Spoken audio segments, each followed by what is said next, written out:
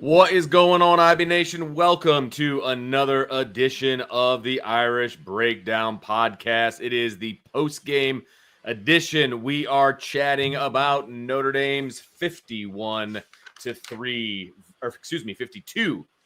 victory over the Florida State Seminoles. I said 51 because that's what I predicted they were going to get, and obviously I was off by a point, so it's just like ingrained in my head.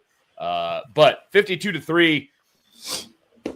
End of the day, impressive score, not as impressive necessarily on the field, but like, what does that say about this team that they cannot come with their A game and still put up 52 points? But then also, what does it say about the state of Florida State football as well? We'll dive into both sides of the whole thing, and we'll talk offense, we'll talk defense, we'll talk special teams, another missed field goal for the Irish. Otherwise, the beating would have been even worse for the Seminoles. Guys, Notre Dame rolls to their 8th victory of the year in a day where some teams above them have lost. So we'll see what that means in the college football playoff rankings once Tuesday rolls around. But, you know, a lot of good to talk about, some bad to talk about with Notre Dame. We're going to get into the nitty gritty. But before we do, Trevor, let's talk about our friends over at MyBookie. You know it. You know we always have to talk about our friends over at MyBookie. And not only was it a good win on the football field for Notre Dame today, it was a good win for me. I took Notre Dame to cover in their spread today via MyBookie. Boom. So, and it was even better because I used the deposit bonus. Oh, nice. Right? Not too bad. So, for those of you who don't know, if you go and you sign up with MyBookie and you use promo code IRISH, IRISH, what that's going to do for you is it's going to double your deposit bonus. So, if you put in $10, it'll give you $10 in bonus bets. So, not to worry, if you missed out on the fun tonight and a really fun college football slate for this Saturday, you have all day tomorrow to catch up. And if you're going to be like me, vegging out on the couch all day on Sunday, make sure to put in some bets with MyBookie. Don't forget to enroll in their loyalty rewards program. It rewards you with extra cash just for putting down some bets. Also, check out their risk-free Thursdays. That's something that I took advantage of this past Thursday. Again, didn't win, but it was risk-free, right? So not too much penalty there. So be sure to check out MyBookie. It's a sports book that rewards you for every moment of play and gives you the tools to win. So, guys, let's kind of break this thing down. Of course, there was a tailgate before the game, so I want to give a shout-out to everybody that stopped by the tailgate. Brian and his family put on one heck of a tailgate. I understand. It's always a good time. Sorry, I had to miss it. I was on a college visit with my kiddo, so had to miss the tailgate, but hopefully the next time we have one, I'll be able to say hi to everybody and have a good time. But thanks, everybody, for coming out. I hear it was a great time, so I know the food was good because Mama Driscoll was in charge of that, so I know the food was good. So I'm sure everybody was enjoying that. And then we went into the stadium, and then we watched the beatdown that Notre Dame administered to Florida State. So gut reaction time, fellas. Trevor, I'll let you hit lead off here. Your thoughts on Notre Dame's 52-3 victory over Florida State? Yeah, man. I mean, I think you touched on it in the opener. It was a weird win.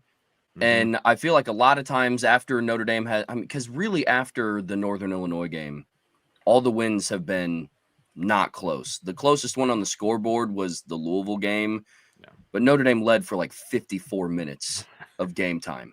Yes. Right. And I find myself getting in this pattern of, the scoreboard looked really great, but, they just didn't play as well as they had. Which is true, right? Like, I'm not here to say that Notre Dame played a perfect game tonight, but now there's this pattern of Marcus Freeman's now 5-0 coming out of the bye. They are now on a 7-game win streak. Their margin of victory is over the last 6 games. Now, I mean, coming into this game, their margin of victory, I think, was an average of 42.7 points. I said that in the broadcast. And then they went out today and then they won by 49 points. So it is promising. Like before, it was a little, man, they still didn't play well, but they got out with a victory. We all know the quality of this Florida State football team. So I'm not going to say they didn't play their best, but they beat Ole Miss. You know what I mean? It's nothing like that. But Notre Dame, we had all tasked them with, you have to play a certain kind of football after you lose to Northern Illinois. You have to run the table. And so far, they've met that challenge head on. It hasn't looked the prettiest week in, week out. I think a lot of the issues today were, is the second bye week slump. That was one thing that we talked about earlier in the week, is Notre Dame's offense was really humming in those 3 games. And Notre Dame is a very rhythm-based offense. They're a very rhythm-based team. And Navy was their most complete performance. And then a bye week takes them off the field, right? So there were things that weren't great with the offense today. But then again, the offense also scored, 45 points? So if our offense doesn't look great, but can put up 45 points, I have mixed emotions about it, because we are to the point in the season where we can kind of look at some aspects of the team and it's like, hey, like we're 9 games in at this point. It might just be what it is. But then on the flip side of that coin, if their offense is what it is, they're winning by an average margin of 42.7 points. So you kind of go back and forth and think, okay, well, I guess we'll see what happens once playoff times roll around. And they are playing teams that are better than Florida State and better than Georgia Tech and better than Stanford, right? So all in all, gut reactions from today, I thought the team played well. There was no overall sleepiness coming out of the bye. When you play a team of this quality in Florida State, it's really easy to overlook them. I thought they played disciplined for the most part between the whistles. I think they came out focused, because despite how bad Florida State is, you don't beat a team 52-3 if you're not focused, right? That's just, we've seen what Notre Dame looks like when they're not focused, right? So all in all, I think it was great. The defense played fantastic. I mean, you take away the first drive, but really, if you go back and look, that's kind of typical of what happens on defense for Notre Dame. The first drive, it's almost like we'll kind of feel it out, and then we have a really good red zone defense, so we're not going to allow you to get points on the board. And then it's just, once Al Golden sees it for the first time on the field against his guys, it's locked down from there. They had 75 total yards of offense on their first offensive drive. The rest of the game, they had 133. So overall, the defense played really dominant. I think Riley Leonard did some really great things today. I think he did some pretty poor things today as well. Offensive line, I know we're going to dive into all those things here in a little bit, but overall, I'm sitting here happy with a 49-point victory over a Power 4 team. So that's all I got. Sean, what are your thoughts, my man? Yeah, Trevor, you hit everything spot on. So I'm just going to come at it from a different angle. And I think this type of game, even though it wasn't as clean as you might like it, the way things play out, nuanced, it was almost a perfect outcome for the big recruiting weekend they had. And you can just pick out certain guys, like look at Jaden Greathouse. What does that mean for Derek Meadows? Look at the performance of the linebackers. What does that mean for Madden Ferramo and for Nathaniel Usu-Boateng? Like Alex Olish, Mitchell Evans steps up tonight. Can they flip that kid? Everyone that needed to see something, they saw it on the field from that particular position. And I think that bodes very well along with the dominant performance against Florida State. So my gut reaction right now is that I think it's going to be a very, very interesting race down to National Signing Day, because I think Notre Dame had a really good weekend in recruiting based upon what happened on the field. Other than that, I just like to point out, I think Marcus Freeman, Mike Denbrock, Al Golden are at a point in the rest of the coaching staff where they're not accepting anything anymore. You can just see it. They're fed up. Do your job. Don't make simple mistakes. If we clean things up and do our job, this is the team we are. We are a dominant team. It's not about Florida State. It's not about the opponent. We will dominate and beat whomever we face if we play our game and do what we need to do. And so when you see Mike Denbrock, I mean, I think they were up 25 and he's going at Riley Leonard about that third down. Like, dude, throw the ball to Mitchell Evans in the flat. He's wide open. That's a touchdown or either a first down. And then Coach Freeman just giving Sam Pendleton the business. It's an extra point, but it doesn't matter. Mm-hmm. Like, yo, that's stupid football. Yep. Don't do that. Because if you allow those types of things to happen, it continues to roll over and it shows up at the most inopportune time. And then tip of the cap to all three phases. I just think all three phases. The one thing I'll say, and Trevor pointed it out, they were sloppy coming off the second bye. You really didn't want this bye. The first bye was really profitable because of health. It was much needed. The second bye was like, you're taking us out of our rhythm. They came out, they were a little sloppy, but once they got going as a team, just as a team, once they got into their groove, special teams was going, defense was going, offense was going. They were just humming on all cylinders, and it just became way too much. And I think the turning point in the game, actually, shout out to Dan Lanning for giving us that extra 9 seconds at the end of the first half based upon what you did against Ohio State. We appreciate you. But I just think that last drive really turned the tide, right? Because like you said, Trevor, the offense was just kind of sputtering, and then they get the ball back and they go right down the field with a little bit of help from penalties and some other plays. They stretch it out to 21-3. They come out, get the stop, beginning of the second half, and then the next thing you know, the avalanche is in full effect. So I think overall, big time win, but an even greater recruiting victory, in my opinion. I can't wait to hear the feedback over the next couple of days, but I think everything went well, and the kids saw what they needed to see for the most part. Yeah, I mean, it is refreshing, I guess, to be a fan of a team that does not play their A+ game and still wins by 49. Like that's a refreshing thing for me. You know what I mean? And we're not sitting there worried about, the outcome of the game. Like did they play great in the first half offensively? No. Did they play great defensively on that first drive? No. But I never felt like the game was in doubt, right? Because Florida State never really threatened Notre Dame on either side of the football, to be honest with you, right? All of the mistakes that Notre Dame made were self-imposed. I mean, there were drops offensively. There were some misfires by Riley Leonard. Now, I think he ended up throwing for like 52% or something along those lines. Yeah, 52%. He was 14 of 27. But there also, like I said, there was also some drops in there. And he was inaccurate to start the game. There's no doubt about it, right? But the one tried and true thing about Riley Leonard, of course, is his legs. And as Sean Stiers reminded me, as soon as he scored that touchdown, that rushing touchdowns for quarterbacks still count the same as passing touchdowns. That's just a running joke that we have for the whole season. But look, Notre Dame wins by 49. They did not play their best game of the season. I think they need to start getting back in the groove. And it's not going to be hard to get up for Virginia next week because they just beat Pitt, right? I mean, that's a big win for Virginia to beat Pitt. 2 weeks ago, Pitt was undefeated, right? And so they're not going to take this Virginia team lightly. I don't think they're going to take anybody lightly. But then the week after that, you've got Army, who's undefeated, right? And you're playing in Yankee State, or, all of that and all of this, right? So, and then you've got USC. So there's not going to be any excuse moving forward for Notre Dame to be up for a game, be ready to go for a game, all of those different things. So as I said on Tuesday night, when we saw that Notre Dame was number 10 in the playoff rankings, Notre Dame has their destiny within their own hands, right? Because Sean and I argued about this in Ivy Nation Sports Talk over the week. And I was like, look, things are going to shake out the way they're going to shake out, and Notre Dame's going to benefit from it as long as they take care of their business. Today's a perfect example of that, right? Miami goes down. Georgia goes down, right? LSU gets beat very badly.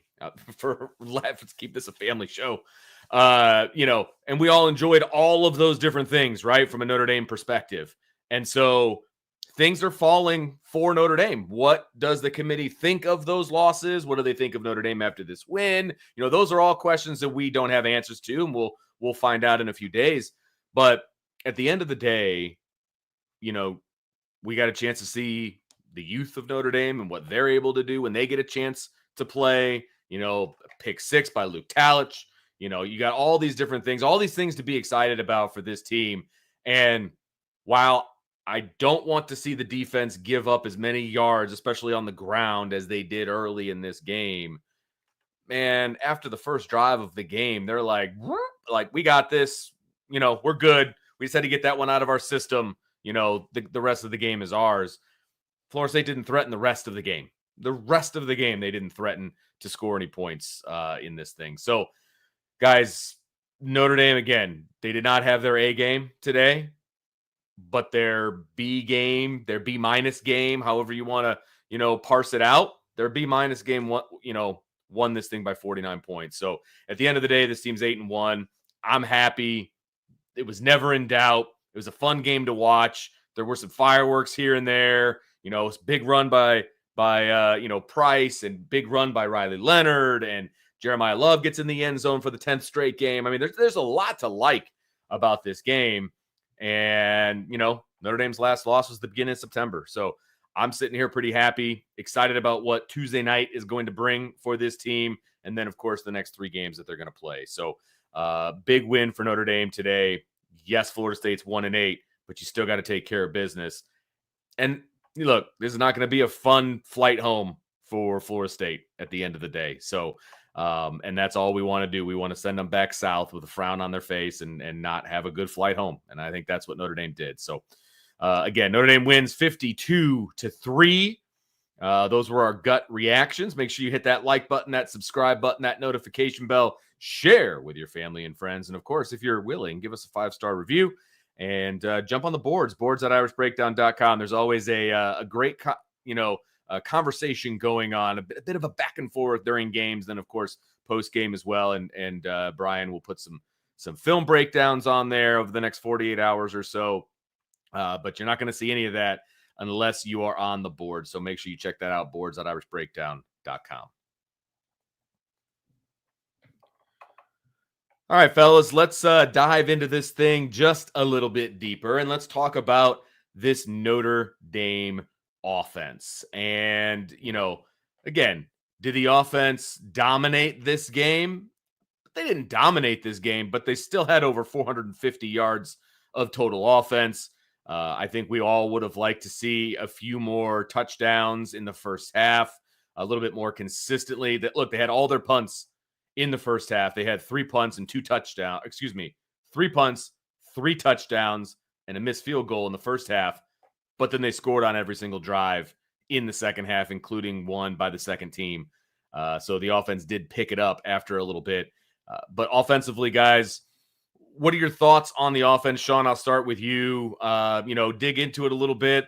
Again, kind of a sluggish start, but then they ended up picking it up down the stretch. It was some really strange play calling early, in my opinion. I think this staff coached this game like they knew Florida State couldn't threaten them. That's really the way I felt early. They knew that Florida State really wasn't a threat to them, and they knew they could go ahead and try some things. And I think early on, they really seemed to look like they wanted to get Riley Leonard going early in the passing game. And they always knew they could go back to the run game because Florida State struggles against the run. I mean, Hampton went for 240 last week in North Carolina. And then once Notre Dame went to that running game, they had significant success. But I think there was a plan early on to get the passing game going, spread Florida State out. I was kind of miffed at the fact that, they tried to run wide against a fast defense, and they tried to do a lot of things on the perimeter. And Florida State was just sitting back in zone early and coming up and making plays. I don't know if they anticipated Florida State being in man a little bit more early. But it seems like once they got a handle on, what Florida State was doing offensively, they started to mix it up. They started to use the tight ends. They really started to go to Jaden Greathouse and Harrison in the slot, especially in the slot fade, which was successful. And then, everything just seemed to open up. Mitchell Evans started making plays. I'm sure, as Trevor said, you guys would break down the offensive line performance. Riley Leonard had time early in the game. There were some plays where he had time and he just either the second read or his progression was a little bit slow because there were guys coming open, running through that zone. And I would love to see the all 22. But for the most part, it was just all about Russ because I think the opportunities were there, right? So just being off with a pass here or there, or just being a little bit late.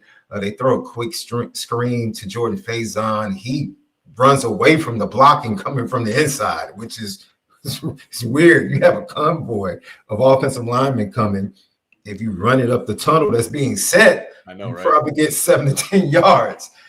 So it's just things like that, right? Just simple execution. I think there are a lot of opportunities for big plays that kind of fell short early on, and that's why we saw the offense sputter a little bit. But as I said before, that last drive before the half was really big, taking advantage of that and stacking that with the first drive in the second half. I just think once the offense got back into a rhythm, which what Trevor pointed out, they had gotten into a great rhythm the previous 3 weeks. I think a crazy stat before this game, third down percentage leading into before the last 3 games, that third down percentage was like 73rd in the nation at like 40%. In the last 3 games, they were like top 20 at like 61%. So when you see a team get better at third downs, that tells you the offense is really starting to find an identity, right? And they're staying ahead of the sticks, and they're calling really good stuff on third downs in the special situations. So I think that continues. I think they were much better on third downs after that third touchdown. And then we saw their efficiency come to play. So I loved it, man. I love what I saw as the game went on. I'm sure I was sitting there in the first half like everybody else, just like grimacing or maybe throwing something at the TV and just saying, yo, what is going on? But the one thing that is so wonderful is that you don't get the feeling with this Notre Dame offense, here we go again, right? Because eventually when they do break through, it seems like, they catch that rhythm and then points start flowing. And that is something that has been pretty consistent. I know the competition hasn't been that great, so I'm not about to just throw flowers at their feet like they're doing this against top competition. But all in all, you can only play who you play and who's on your schedule. Yep. And so we would be complaining if they weren't doing this against softer teams. So now I'm not going to complain when they do it. I'm going to say, good job. This is what you're supposed to do. I'm extremely happy with the offensive performance as it continued and kind of gradually got better throughout the game. Trevor, overall thoughts on the offense? Yeah, overall, I mean, Sean, I think you killed that, man. I agree completely, especially about third down conversions, man. I mean, what does that mean? It means you're staying on schedule. It means you're putting yourself into favorable situations. There's so many people that hear, oh, they convert really well on third down. And people immediately think, oh, yeah, 3rd and 8, they got this because it's third down. They're great on third down. No, teams that have high third down conversion percentages are getting into 3rd and 2 and 3rd and 3 and 3rd and 1 because you're staying ahead of the sticks. What did we see a lot of tonight? Notre Dame being in 2nd and 11 or 2nd and 8 or 2nd and 10. So a little bit of that tonight. Stuff that I'm confident is going to be cleaned up after the bye because we saw it get cleaned up already in that 3-game stretch against defenses that are better than Florida State's defense, right?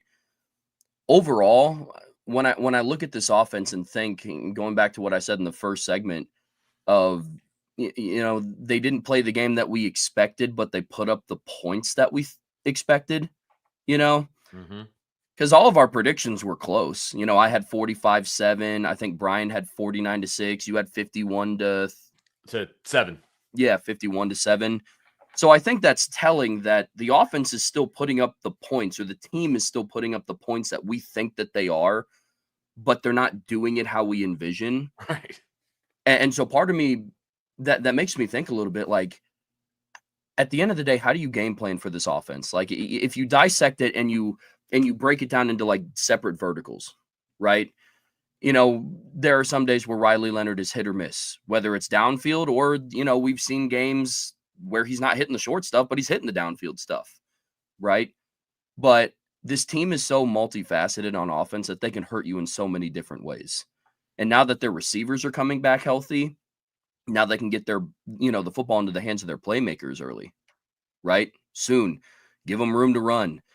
Jeremiah Love, I mean, unfortunately today, the box was collapsing on him. I would have liked to see more creativity in the run game today. I think, Sean, to your point, I think Notre Dame's offense was very reliant on, this team is just not very good. Let's just go out and execute and we'll do our thing. Like, didn't see a lot of pin and pull today. Now, I'll go back and watch the all 22 because maybe it was, and I just wasn't catching it real time. But I didn't see a lot of that today. Didn't see a whole lot of pre-snap motion today. It was just kind of like, hey, let's just line up because we know that we're better than them. And we're just going to go, which, I mean, to be fair, they won 52-3. So, like, it's not like it didn't work. But there wasn't as much creativity in the run game. Jeremiah Love was getting stuffed. But then what happens? Jadarian Price averaged 13.6 yards per carry today. I mean, it's Bo Collins is like the go-to guy in this offense. And they were blanketing him a little bit because it's obvious on paper. You watch film, it's like, hey, they're going to try to get the ball to number 5. So what happens today? Jaden Greathouse has 5 catches for 66 yards. This team can hurt you in so many different ways, which is why we all talk about once that does click, there's not going to be a lot of defenses in the country that could stop them, right? So, again, I'm not sitting here and saying that based on the way that the offense played today, hey, let's bring on Texas. Let's bring on Oregon. Where are you at, Ohio State? You know what I mean? But overall, I'm happy. Yeah. Yeah. Overall, I'm happy. Yeah. I mean, look, they didn't start how we all wanted the offense to start. Like I envisioned, the defense dominating Florida State, giving Notre Dame short fields and the offense capitalizing on it and basically scoring in some form or fashion, on the vast majority of their drives, right? And then, they put up 35, 42 points, handed over to the backups. They put a couple touchdowns in, ball game, right? That kind of happened, as far as a point total situation, went down. I mean, they put up about 35. The second team put up another touchdown, and then the defense scored one. The backup defense scored a touchdown, right? So, like, it kind of happened how I thought it would. It just was like, the Flintstones when they're trying to start their car and, like, the legs are just kind of pumping and they're not really going anywhere. Like, that's kind of how it felt like this offense started off things, and then they caught traction, and then it was go time. Like, that's what it felt like to me. And so, offensively, I think they were trying some things early just to see if it would work and if it was something that they could add to the arsenal, like that kind of a thing. Like, that's the kind of vibe that I got early on in this game. I get it. It's Florida State. You pretty much knew you were going to be able to win this game, so you experiment a little bit. I would have liked to see that experimentation a little later once you had some touchdowns and some momentum and things like that. Once they got back to who they were, right? Leonard running the football, Price running the football, just running right at this Florida State team. I mean, and that's obviously when this offense got comfortable because that's what they do and that's who they are. And I think at this point, we're 9 games into the season, you pretty much know the identity of who this team is, right? I mean, they're going to look, it's Marcus Freeman's dream, right? They're a run first team. They're a attempt to control the line of scrimmage, on both sides of the football and, run first and then throw over the top or, throw to the perimeter and make some plays that way. But they're a running football team and that's who they are. And that is obviously spearheaded by Riley Leonard. And Jadarian Price today was the beneficiary of obviously a big run and some really hard-nosed running. And I think just, solidifies again that Notre Dame's 1-2 punch in the backfield is about as good as anybody in the country. And then you add in Aeneas Williams to that mix as well. And it's like, okay, let's roll here. I just don't think you miss a beat in the running back room because, look, Jeremiah Love didn't have the best day on the ground. Made a good catch, dropped one, obviously, that he should have caught. But he hurt you in different ways as well, right? And so it's just this offense is proving to me that they do have a multitude of weapons. And Riley Leonard is proving that he can spread the ball around when he needs to. He wasn't the most accurate guy today. But also some of his pass catchers didn't help him out either, right? There were some drops. And when you're playing better competition, you can't have those drops. So overall, offensively, they ended up doing what I thought they would do from a first team offense, scenario. And then they handed it over to the backups about where I thought they would hand it over from a point standpoint. I just wanted it to be a little earlier in the game. But, the slow start is minorly concerning, right? You had the same amount of touchdowns in the first half as you had punts. That's not going to win you any championships. That's not going to advance you into the playoffs. It's not. So, but at the end of the day, guys, that's why you have an amazing defense as well. And I think that's an important piece to take into all of this as well. Yes, the offense struggled a little bit early, but again, after the defense held them to a field goal, it's like you're not getting anything else on this defense. So offense, you kind of do your thing. You do whatever you need to do. We're going to lock it down defensively. So I do think that adds a little bit of margin of error for the offense. And I think that's a positive thing for Notre Dame as well. They can do some different things offensively and not have to worry about what they're doing to their defense. And I think that's big for this team. It takes a little bit of pressure off the offense that they don't have to score every time they have the football, right? Even though I'd like to see that. That's what I want to see. I want to see him score every time, obviously. We all do. So that's my overall thoughts. Let's kind of break this thing down, fellas. I was talking about Riley Leonard, so I want to break him down a little bit. Again, let's go over his stat line in this one. He was 14 of 27 in the air, 215 yards, 1 touchdown. This says a 131 rating, whatever that means, but he had a 52% completion percentage. And then he had 11 rushes for 70 yards. And of course, he did get sacked twice for minus 11. So, obviously without the sack yardage, that goes up to 81. But he still does such a great job of getting out of pressure that, they're going to take 11 away. I understand completely. But he still averaged 6.4 yards a carry, had 2 touchdowns, obviously the long of a 34, which was that touchdown run. So, not the best day by Riley Leonard, obviously, but at the end of the day, he's responsible for 3 touchdowns, and he was also responsible for 285 yards. That's about what you're going to get from Riley Leonard. Like, that's, if you didn't watch the game, and I just told you he's responsible for 3 touchdowns, had 285 yards, you'd be like, yeah, cool. They probably won the game. You know what I mean? And so when it's all said and done, that's who he was. And, he didn't play the entire game either because they handed it over to Steve Angeli and the rest of the second team. So not the best day from Riley Leonard, pressing early, kind of missed some highs or some high throws. He was missing high today pretty consistently, it felt like. But again, had some drops, and he's still obviously QB1. He's still the guy that you want to go to war with, for this team. I think he makes things go, but he could be better. He could be more sharp early. There's no doubt about it. But even when he's not sharp early, those legs are always good, man. I mean, his little dab step that he has is like the slowest juke move on the planet, but it seems to juke every defender that they've played against. I just don't understand. These guys are elite tacklers, and then he just kind of gives that little and then he outruns guys and makes it look a lot easier than it really is. So I'd say probably a B game for Riley Leonard if I was putting a letter grade on it. But fellas, what do you think about Riley Leonard? Trevor, I'll let you go first on this one.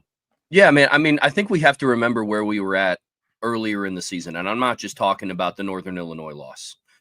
Once upon a time, if I would have told you, like, let's say we go back to the middle of September, right? And I told you that a bad day for Riley Leonard was 285 total yards of offense, 3 total touchdowns, and no turnovers. Right. It's a good day. Yep. It's a good day, man. Like, look, I see a lot of people talking about it, and I get it. Like, don't get it confused. We were all very excited that Notre Dame won 52-3. Mm-hmm. Right? Could not be more ecstatic, especially given what the rest of the schedule has done so far.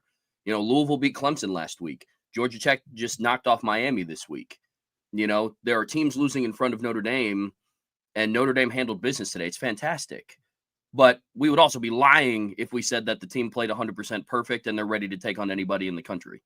So that's kind of the gray area that we live in here. But it's all still positive, right? Like, Riley Leonard had a day where he didn't play the best. If you watch the game, there were multiple times where you sit back and you point, it's like, You got to hit that, man. You got to hit that.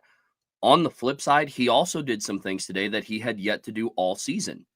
The Navy game was good because he was pushing the ball down the field. But those guys were wide open, right? Like Jaden Greathouse's post. Right. I mean, there was nobody within a country mile of Jaden Greathouse on that route, right?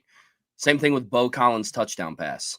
It was blown coverage. You literally just had to throw it to where he could catch the ball multiple times today on slot fades. What had we been saying all year? Give your wide receivers a chance to go up and make a play, right?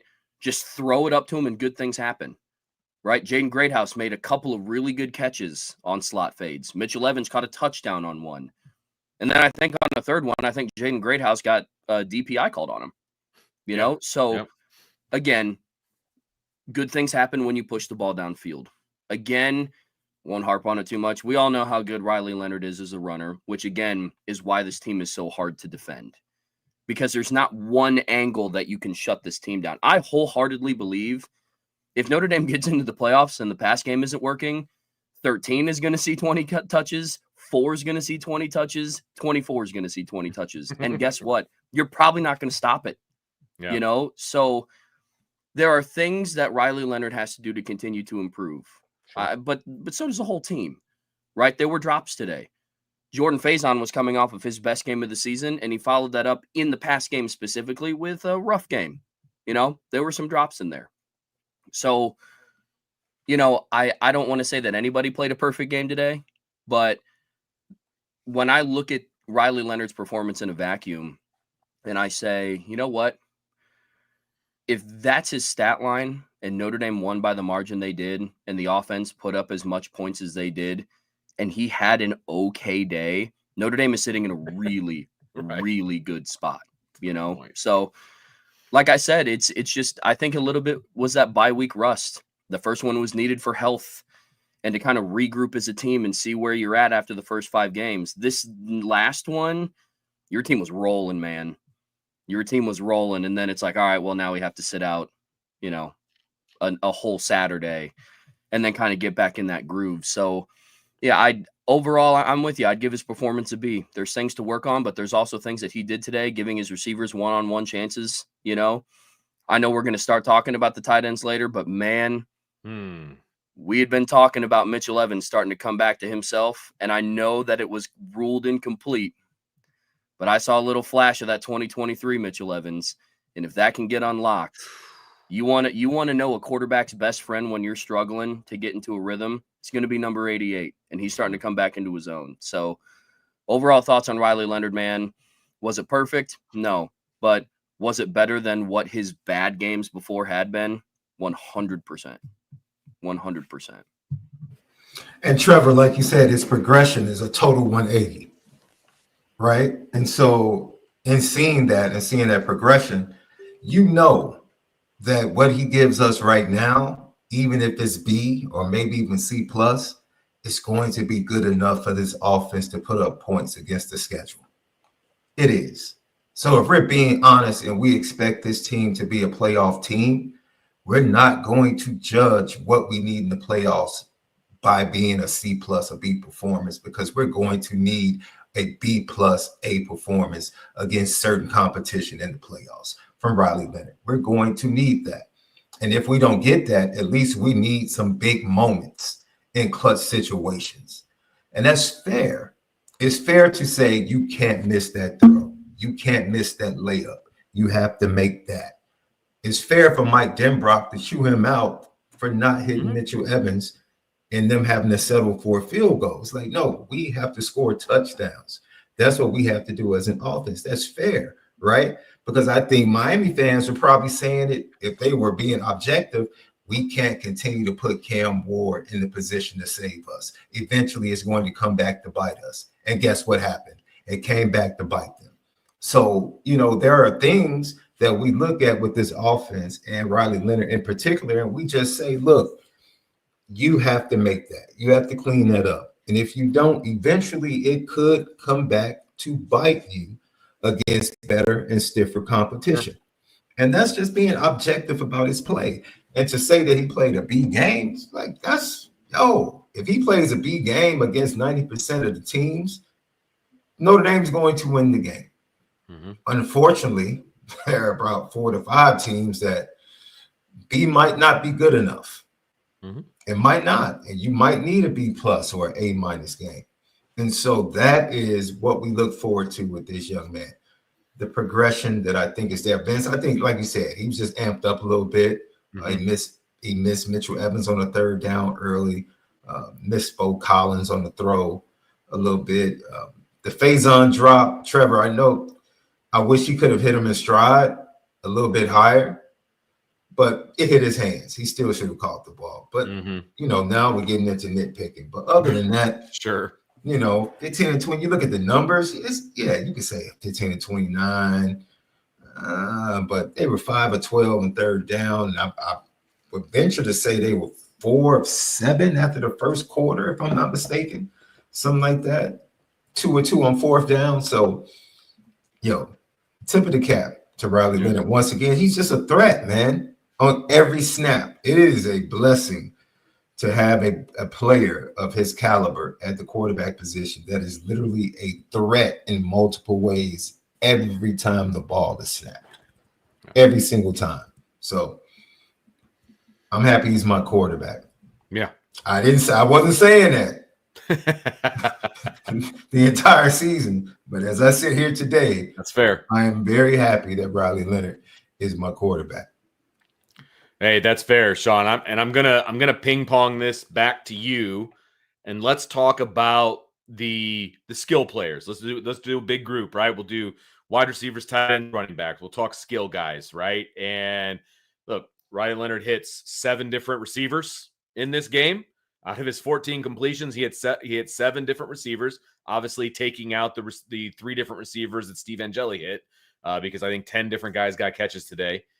And so he spread the ball around. We know Jadarian Price had a good game. He was averaging double digits every time he touched the football. J Love didn't have the best game in the world from a statistical standpoint, but they found ways to get him the football as well. Some drops, obviously. We've talked about that from the wide receivers. They had some trouble getting some separation. It appeared, at least that's what we're being told by guys that were, at the stadium. I want to see the all-22 a little bit more on that one. But Trevor, you mentioned it. Mitchell Evans, started to see a glimpse of that coming out party, and he is one heck of a weapon if he can start playing the way he was playing before he got injured last year. He made some amazing catches last year, and there was a reason he was Sam Hartman's favorite target, before he got hurt. And if he can develop into one of Riley Leonard's favorite targets, then this offense gets even more dangerous than they are right now, right? And again, even though that catch was ruled incomplete, man, he mossed that kid, right? He just went up and was like, whoop! Just took it right away from him.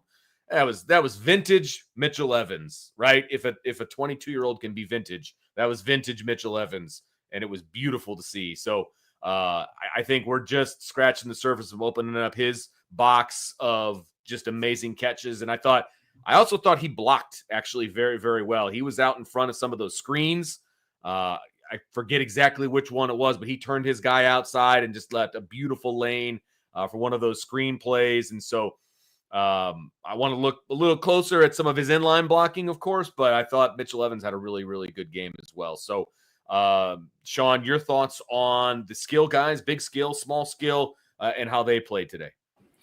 I just think overall, Mike Denbrock continues. I think this is going to be great preparation going into the playoffs and finish in November. And what I mean by that, I think you're going to see teams say Jeremiah Love is not going to beat us. I think that's what you're going to see in the month of November from defensive coordinators. We're not letting Ford beat us. Right. And so the fact that they have been able to establish multiple playmakers, from the running back position, a great wheel route to Aeneas Williams early in the game to get him going. And then he had a great draw up the middle as well, getting him involved. Jadarian Price with his big runs, right? And you see all of that, and then you start to see the tight ends come into play a little bit more. We've been asking, where are the tight ends? Now you're starting to see them going back a couple of games. And then Greathouse, he's starting to emerge more and more each game. And you can tell there's a specific game plan to get him the ball. Like, he is our playmaker. Let's get him the ball. Today, they had him in the slot. They moved him around. They even threw a throwback screen to him, on the rollout to the right, throwback screen, beautifully executed. So just talking about we didn't see Chris Mitchell get the ball. I'd love to see the all-22 to see if there were opportunities to get him the ball. Bo Collins, of course, doing his thing. And then Jordan Faison had multiple opportunities to make plays, and he just didn't execute, dropping, running away from the blocking on the screen, as I expressed earlier. So I just think, like you said, Vince, completing the getting 7 guys involved in the passing game, and then using your running backs. Eventually, I love the way they did try to get Jeremiah Love involved in the passing game. Right. You saw the pass he caught out of the backfield. There were a couple other opportunities that he had out of the backfield. They tried to get a screen to him or a quick pass out to the flat. Florida State did a good job of covering it up. So Mike Denbrock is digging deep in his bag. And I do like that, because now you give defensive coordinators something to think about, right? Because it's just silly to keep hammering with 4 if every time he steps on the field, that's who they identify, and that's who they're slanting the defense to shut him down. You have to have counters to that. And I think they're showing that they do have counters. But eventually 4 is just too good enough. Eventually he's going to make plays in a game. And so that bodes well. So my overall grade for those guys, I would give them a B+ tonight. Of course, we have to watch the film. You say some people say they weren't getting open. Look, I think the last 2 recruiting classes, it's safe to say that Florida State has had the best defensive back class the last 2 years in recruiting. And if you look at kids like Knowles and the other kids they had, those kids can play. They can cover. They can cover. So, and they're really fast. So if there wasn't a lot of separation, maybe because there's some really fast athletes on the other side. Right. No shame to that. But, there were open receivers, because we lamented a little bit about Riley missing open receivers early and opportunities in the passing game. So, I don't know how much we can really make of guys not being open. But if you take away the drops and the bad throws, Riley might throw for 60%, over 60%. Oh, I think so, yeah. And so as much as you might want to say there wasn't any separation, that the opportunities were there. And with what they do offensively in the run game, you don't need that much. All you need is an opportunity here or there, 1 or 2 guys to get open, make the plays necessary when they get the opportunity. And this offense is going to continue to put up points, at the pace that they've been doing. So excited about it. I think we're seeing growth. I think Jaden Greathouse is really starting to kind of catch his groove. We talk about a rhythm. He's catching his rhythm, because early on he had some big drops.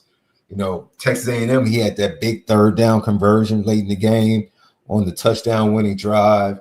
And so you thought he would build and build. He had a drop against Northern Illinois. He had a drop in the Louisville game. Now it seems like his confidence is coming back. He's becoming more prevalent and more relevant in this offense. Mike Denbrock is going to him, giving him plays to be that playmaker for them, and kind of be that we knew Bo Collins was the guy you could depend on week in, week out. But now there's another wide receiver that you have to worry about. And I think as he grows, that opens things up for the other receivers in the room as well, because now you have Bo Collins, you have Greathouse, 2 dependable guys going into it each and every week. And now guys like Jordan Faison and Chris Mitchell can catch you off guard because of their speed and their ability to take the top off the defense. So, I'll give them a B+. I'll give them a B+. What are your thoughts, Trev? Yeah, overall thoughts on the skilled positions. I think some of the lack of success from Jeremiah Love came a little bit from around the game plan today. I really do, because I don't think that he was set up in favorable matchups, I would say. I don't think the scheme best fit what he was meant to do. And Sean, you touched on it, but Florida State's defense was the better part of this team. right? Like we yeah. talked about it all week, and their offense is nothing to write home about, and we all saw why. But their defense has some dudes on it. They do, and they are very fast. I mean, Florida State from a speed standpoint. Let me say this loud and clear, just in case people get confused.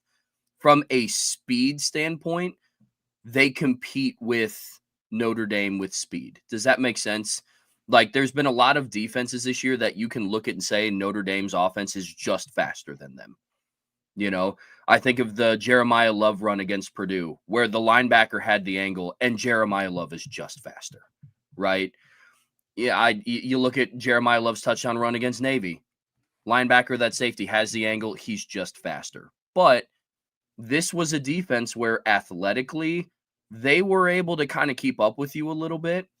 And so I think that there were some things that they could have done on offense to help out Jeremiah Love a little bit more. And in games like this, that's why I think it kind of favors Jadarian Price a little bit, because as far as a between the tackles runner, I think more naturally that's Jadarian Price. Sure. Jeremiah Love is the complete, like, you can flex him out. You can put him in the slot. You can run screens to him. He can run up the middle a little bit, but Jadarian Price is that one cut and go kind of back, right? And Jeremiah Love is just the lightning in a bottle waiting to happen, you know? So I overall, I don't think the running backs played that poorly, you know? I mean, I think they had a good game. So I think a lot of the lack of some of their production came via just what the game plan was going into today. The offensive line wasn't getting that great of a push in the run game, I will say, on the interior. But again, we talked all week, the best group of guys for Florida State when they want to be is their defensive line. They got some dudes in the middle of that defensive line. And Notre Dame's interior offensive line struggled before with good defensive tackles like Zeke Biggers at Georgia Tech, you know? So I think that overall, one thing that I would like to see from the coaching staff is more of a willingness to flip to Jadarian Price a little bit more in those games, because you're not doing Jeremiah Love any favors, running him straight into the teeth of the defense, just waiting for him to bust one open when you have a running back sitting behind him that is averaging 13.6 yards a carry today. So, you know, I don't think that means keep Jeremiah Love off the field, because he's one of, if not the best player on your offense. So it's hard to keep that guy off the field, but I think that's when 21 personnel comes into play. I don't think we saw a whole lot of that today either. So from any combination of the running backs, not just 4 and 24. So I think schematically, I think some of that stuff gets cleaned up when they're not playing 1 and 8 Florida State, you know, because we've seen it. Right? Like, we've seen them run that against Georgia Tech, and we saw them run it against Louisville, and we saw them run it against Navy. So, you know, with Virginia just beating Pitt and being a better team than what Florida State is, I think Notre Dame's identity will kind of get back to what it was in the coming weeks. So running backs, again, it's still the most complete position group on offense. So I have no fear with them. They're going to get right back on track, and it'll be all good. The first person that's going to be thinking about their performance today is Jeremiah Love. You know, I mean, I know that he's going to go back to his dorm and sit there and look at the box score and say, all right, 21 yards. All right. All right. Sorry, Virginia. But you know what I mean? So it's going to be interesting to see how they finish out. But today, running backs played fine. Receivers, I think, had a very this day. You know, they did some really good things, and then they did some things that it's just like, gosh, like, I thought we were kind of past some of this stuff, you know? But again, I am willing to attribute that to your offense is rhythm-based. You just had a bye week. This is probably the coldest game that they've played so far this year. Now, get used to it, because it's going to be this for the rest of the year. Right. I mean, I guess outside of when you go play Los Angeles, you know, but who knows? But Jaden Greathouse played great today. You know, he showed all facets of his game. He showed his jump ball capability on a couple of one-on-one shots on those slot fades. He showed his ability after the catch. He was a little bit more twitchy than I thought after the catch on some of those screen plays. Jordan Faison, we all know the kind of wide receiver that he can be. Sometimes, like, it's just not your day. Yeah. You know, sometimes it's just not your day. Bo Collins, I think, had 1 catch today. I would have liked to see Chris Mitchell get more involved.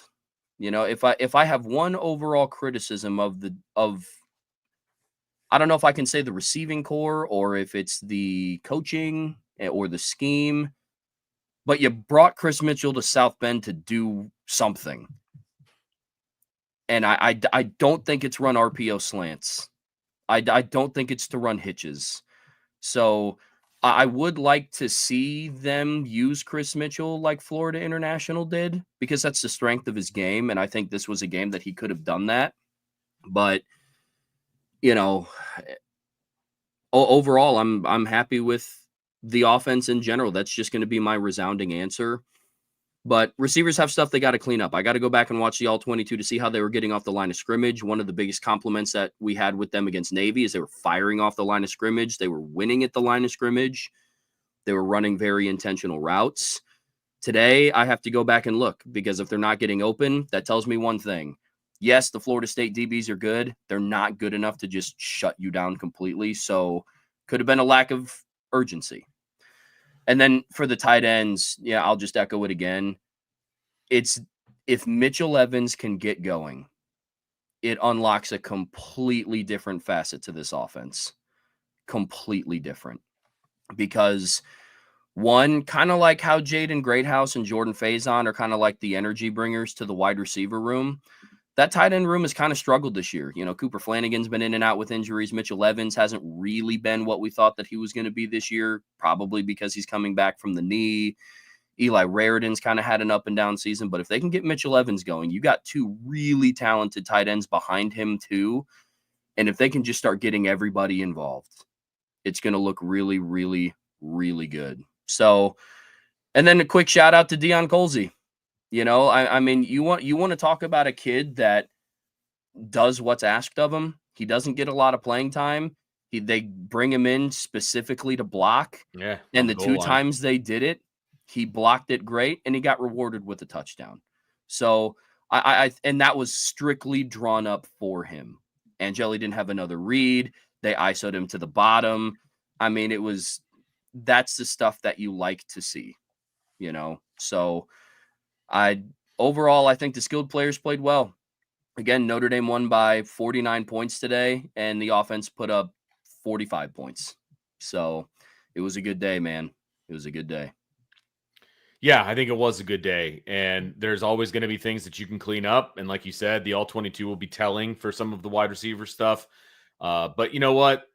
Outside of a couple of drops, they made plays when the ball came their way. They drew some PI. I think there was 2 pass interference calls, I think, tonight on Florida State. And a lot of that has to do with the way that Notre Dame runs their routes, right? They force Florida State to either interfere or it's going to be a completion. And so a lot of times when there's pass interference, I give a lot of credit to the wide receiver on that, because they either beat their man or, you know, it's a back shoulder that they adjust to and the defender doesn't, you know, whatever the case may be. But those were legit pass interference calls, even though the rules analyst didn't think the one was. But when you armbar a guy and pull him with you, that's pass interference. I don't know really what he was watching. But, you know, again, getting Mitchell Evans involved, I think, is going to be huge down the stretch. If they can get him a few catches, and if he, you know, does another moss of another guy and it's complete, like, he's going to be a force going into the playoff. I mean, that's going to be a huge advantage for Notre Dame offensively and a massive target for Riley Leonard, because those are easy throws, right? Even when he's covered, he's got a chance to bring it down.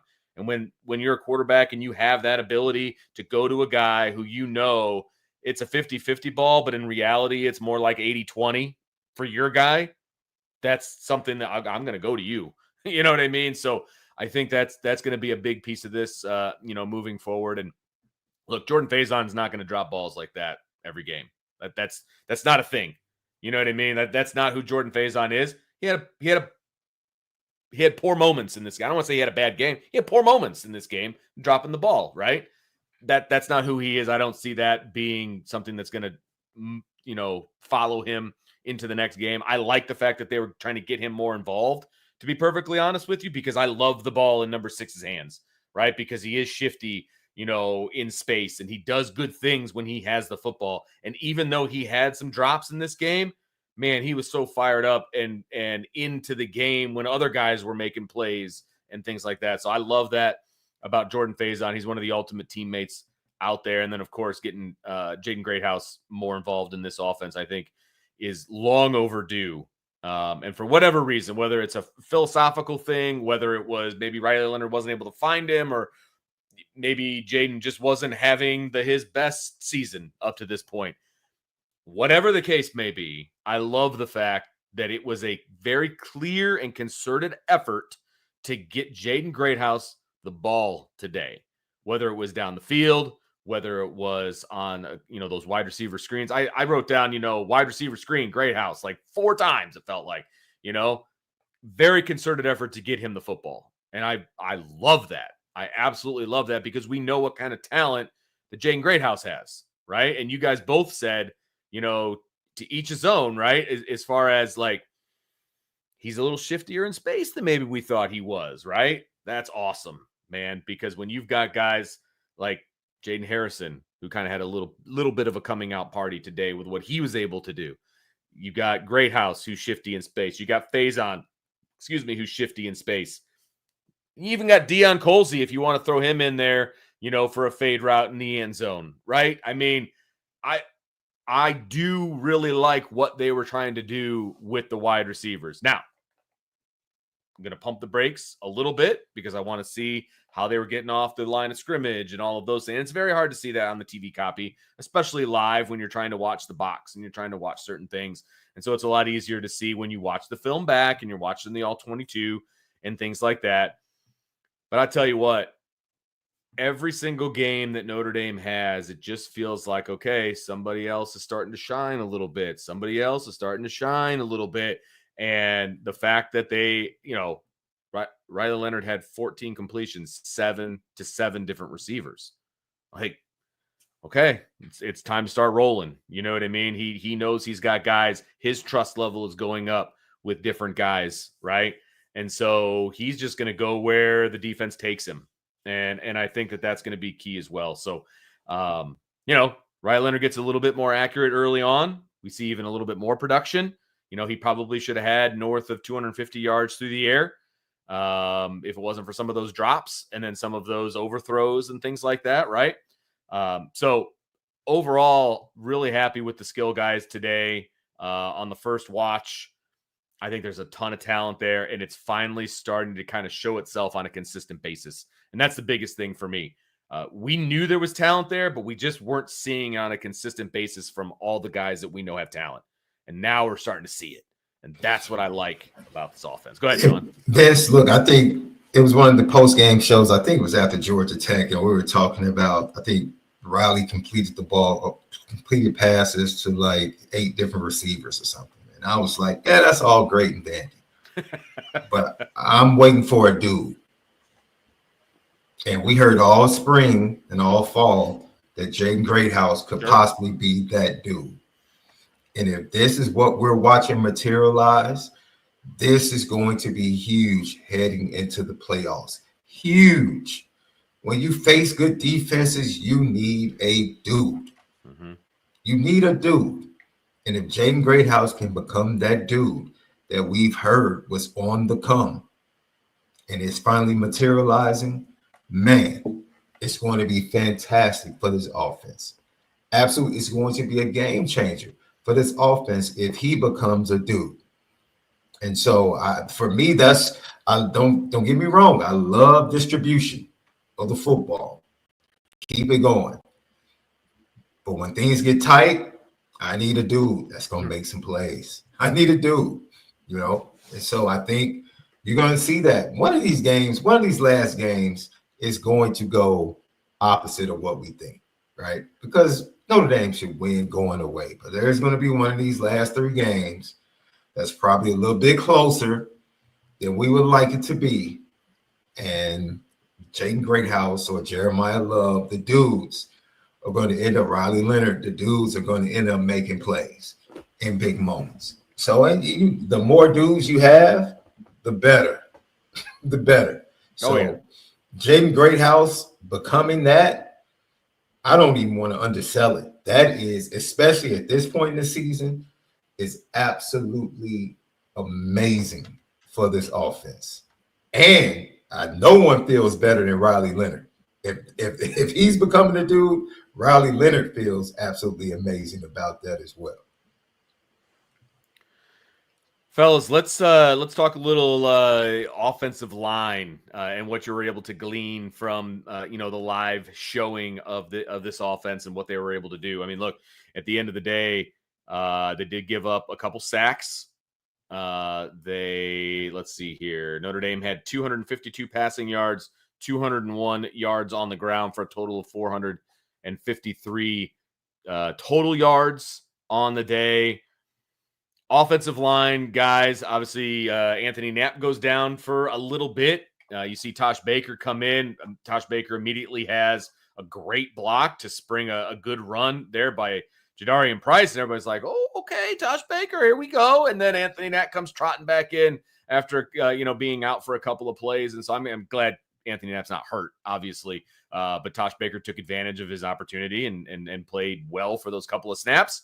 But overall offensive line, I don't think Riley Leonard was really running for his life today. So that's a step in the right direction from a pass pro perspective, but over 200 yards on the ground, can't be upset with the way that the run game went. But your thoughts on the offensive line, guys. Sean, I'll let you kick this one off. A little bit inconsistent at times, especially in the run game. Very interested in seeing if that was strictly because of technique and not, doing their job or fulfilling their assignments, or was it because of a lack of creativity in the run game, which is something Trevor points out pretty consistently throughout the season. I'll just be interested in that, but it just seems like this was a game, I'll be honest, man. Just seemed like it was a game where, teams are going to start to zero in on number 4. They just are, especially in the run game. So Notre Dame is going to have to find different ways. What's wrong with getting him a jet sweep every now and then? Get him on the perimeter, right? And the pass game, by all means, why not 21 personnel? Stress the defense. Right. Move their eyes, right? Move the linebackers' eyes. Motion one guy out, depending upon the coverage, bring them back in and just do different things in the run, in the pass game, play action, all of those types of things. Like, there's so many things that they can use number 4 as bait, per se, to really get to other things in the offense, because teams are will zero in on him moving forward. So as far as the offensive line compiled with that, I just think Mike Denbrock has found a way to make things a little bit easier. I continue to think that Billy Schrauff being next to Anthony Knapp gives him a little bit more confidence and really settles him down. And we're going to continue to see him play. I think he's continued to be better, especially his pass pro has been a little bit better. And I said this previously, it's like at this point, we know the talent level at certain spots on the offensive line. We know the ceiling, right? So we're not expecting them to be the Michigan offensive line of last year or the 2015 Notre Dame offensive line. Like, that's the talent level, the ceiling of this offensive line isn't that. But can they be workmanlike? That's really the type of offensive line you need right now. Just an offensive line that's tough-minded, workmanlike, very cohesive. And I love the fact that you take away the Sam Pendleton penalty. I think they only had 2 penalties on the night, 3 total. So that bodes well, because if they're eliminating the mistakes, I think we said this previously, if this offensive line can just play clean and compete, yeah, you're going to lose some snaps. We understand that the ceiling might not be that high, but if they just compete, they have playmakers that if you just give them a second or give them a crease, they're going to make plays. You can't hold this offense down with the numerous playmakers that they have. And when was the last time we were able to say that about a Notre Dame offense? So, I look around college football, ladies and gents, and I'll take this offensive line because offensive line play at large has been very subpar or is very subpar in college football. And so as long as they play clean, don't commit silly penalties, and just compete, they're going to give Notre Dame an opportunity to put up points just like they did tonight and like they've been doing for the past month or so. So without looking at the all 22, I'll give them a B, Vince. They did enough. Yeah. And what else? They did enough. Right. And if the quarterbacks and the wide receivers do what they're supposed to do, they probably put up more points than they did. So yeah, they did enough. You know, I agree. I think the offensive line, if I were to give them, I'll start it this way. If I were to give them an overall grade, definitely a solid B, coming up to that B plus range. I think that I think the struggles in the run game, like I said before, is a lot of it was schematic. I do. I don't think that they were put in favorable matchups. This just isn't an offensive line that when they have really large interior defensive linemen, this isn't the 2017 offensive line or the 2020 offensive line that they're just going to move people. So you're going to have to get a little bit creative with how you want to run the ball. But I think that's more schematic because at the end of the day, Notre Dame has played 9 games. The offensive line is who they are. Yep. Right? Now, there's going to be improvements. I fully believe that because this was just Billy Shrouth and Anthony Knapp's second game lined up next to each other. Right? But at some point, to some degree, especially with, guys like Pat Coogan and Rocco Spindler, who have been like solid, since they've started, but they started last year. They are who they are. When they go up against that, 6'2", 300+ pound defensive tackle, they're not just going to move him. So there's going to have to be things that they do creatively. If there's one person that I do want to give a shout out to, because he has been under a lot of scrutiny this season, it is Anthony Knapp. I think he played really well in pass pro today because he was going up against very athletic defensive ends. Some people don't know it, but Florida State has really good ends. Patrick Payton and Marvin Jones Jr. are very athletic. And I was, to be quite honest, I was a little nervous going into this with Anthony Knapp, right? We've seen him before struggle with longer athletic players. And on top of that, at one point he got hurt. And Tosh Baker came in, something that people had been begging for, and he gets hurt and he was mad. He did not want to come off the field. If you guys were watching the broadcast, he did not want to come off the field. Gets his ankle taped up, comes right back onto the field and picks up where he left off. That's a lot of integrity out of that young man. That's a lot of integrity out of a true freshman who I think is still 18 years old. To come in, know what has been kind of your reputation as the left tackle at Notre Dame, perform the way you did against a very athletic defensive line, get hurt, come back in and pick up where you left off. I think that is something that I just wanted to give a shout out to because he's a player that has been highly, highly scrutinized, partially by me, so like, I don't want to say I've loved him all along, but I'm coming to his aid, but yeah, he played really well today. He played solid and he's making the strides that you want to see. And I think some of that is the benefit of having a veteran like Billy Shrouth next to him. I do. In the run game, they struggled to get a push, but they created holes when they needed to.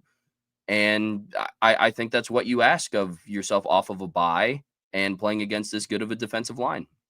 Because, again, we all said it all week. Florida State's defensive line can be really good when they want to be. And they showed flashes today, especially in the first half of when they wanted to be good, they chose to be good. Because at the end of the day, you're playing against Notre Dame in primetime. Everybody's watching you.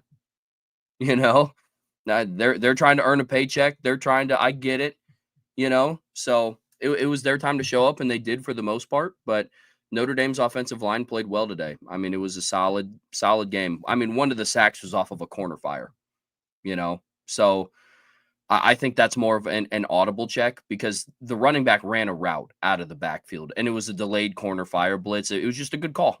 You're going to have that. So overall, I think the offensive line played solid, not great. I think it was inconsistent. But again, things to clean up. I don't know how much of a factor it was of just the overall mindset of, we're going up against 1-8 Florida State. We're just going to kind of run our offense and it's going to work. And again, it did. I mean, 52-3, you can't really say, but it didn't work. So overall, I think the offensive line played pretty decent. And if we're adding just overall blockers in there too, I thought the tight ends blocked better today as a unit as well in the run game. And Deion Colsey had a couple of good blocks in the run game as well. And then for the rest of the wide receivers, I'll just have to go back and look at the all 22. I'm just highlighting Deion because I saw he shifted and motioned to behind, I think, the left tackle on a run play. So it was easier to see him there. But overall, the offensive line played well. If I were splitting individual grades, I would say B+ pass blocking, B run blocking. It's probably where I'd be at.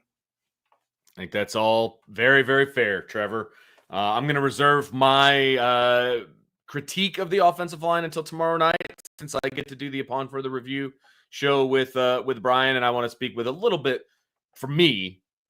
more intelligence. You guys did a fantastic job, but like for me, I always have a hard time watching the offensive line live. It's just, I suck at it, to be perfectly honest with you, because I'm watching the skill guys and I'm watching the quarterback and I'm, that kind of stuff. And so I like to go back, and that's what I focus on when I rewatch the film, honestly, is the offensive line. And so I'll have more of an in-depth analysis tomorrow night and Upon Further Review. So make sure you guys tune in for tomorrow at 7:00, because we will have Upon Further Review. At least at this point, it's at 7:00. We'll let you know, but got to hit that notification bell, guys, if you want to know when that show is going to show up.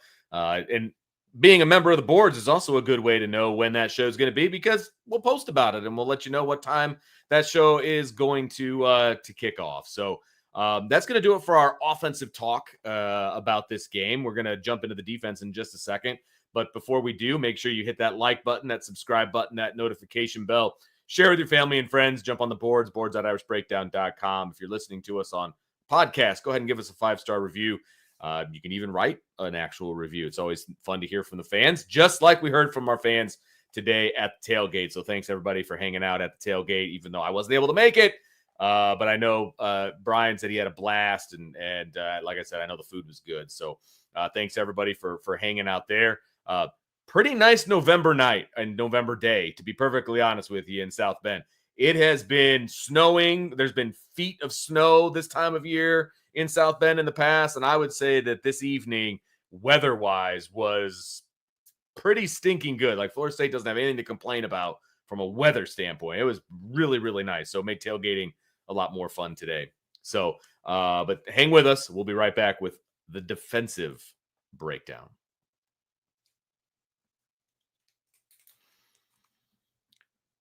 All right, guys, let's talk defense today.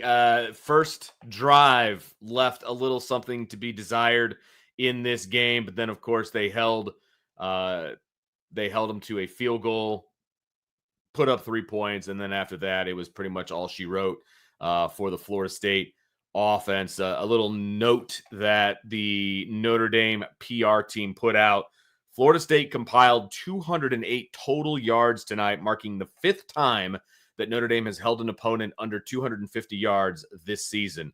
Texas A&M, 246 yards. Purdue, 162 yards. Miami of Ohio, 229. And Stanford, an even 200. Have to go back to 1988 when the Irish held 5 opponents under 250 yards 5 times. Back to 1983. For 6 times. So if they do it one more time over the next 3 games, it'll be the first time since 1983. So when you start bringing up years like 1988 and defense and all of those different things, you're in pretty good company when it comes to this defense, guys. And this defense is still young. They're still super athletic. They're still super fast. And even though they have sustained some pretty brutal injuries from some guys that they were really counting on this year, they just continue to make plays left and right. And, you lose one of your leaders in Howard Cross, and it just awakes the sleeping giant that is Riley Mills who just comes out of hibernation with 3 massive sacks. And Kurt Hinish, his replacement, has 2 sacks. And I believe Notre Dame ends up with 8 sacks on the game. And then plus, yes, it was the second team, but it was still the defense. 79-yard pick 6. And Sean Stiers with one of the better tweets on the night when it comes to stats. Florida State had a total of 88 yards through the air today.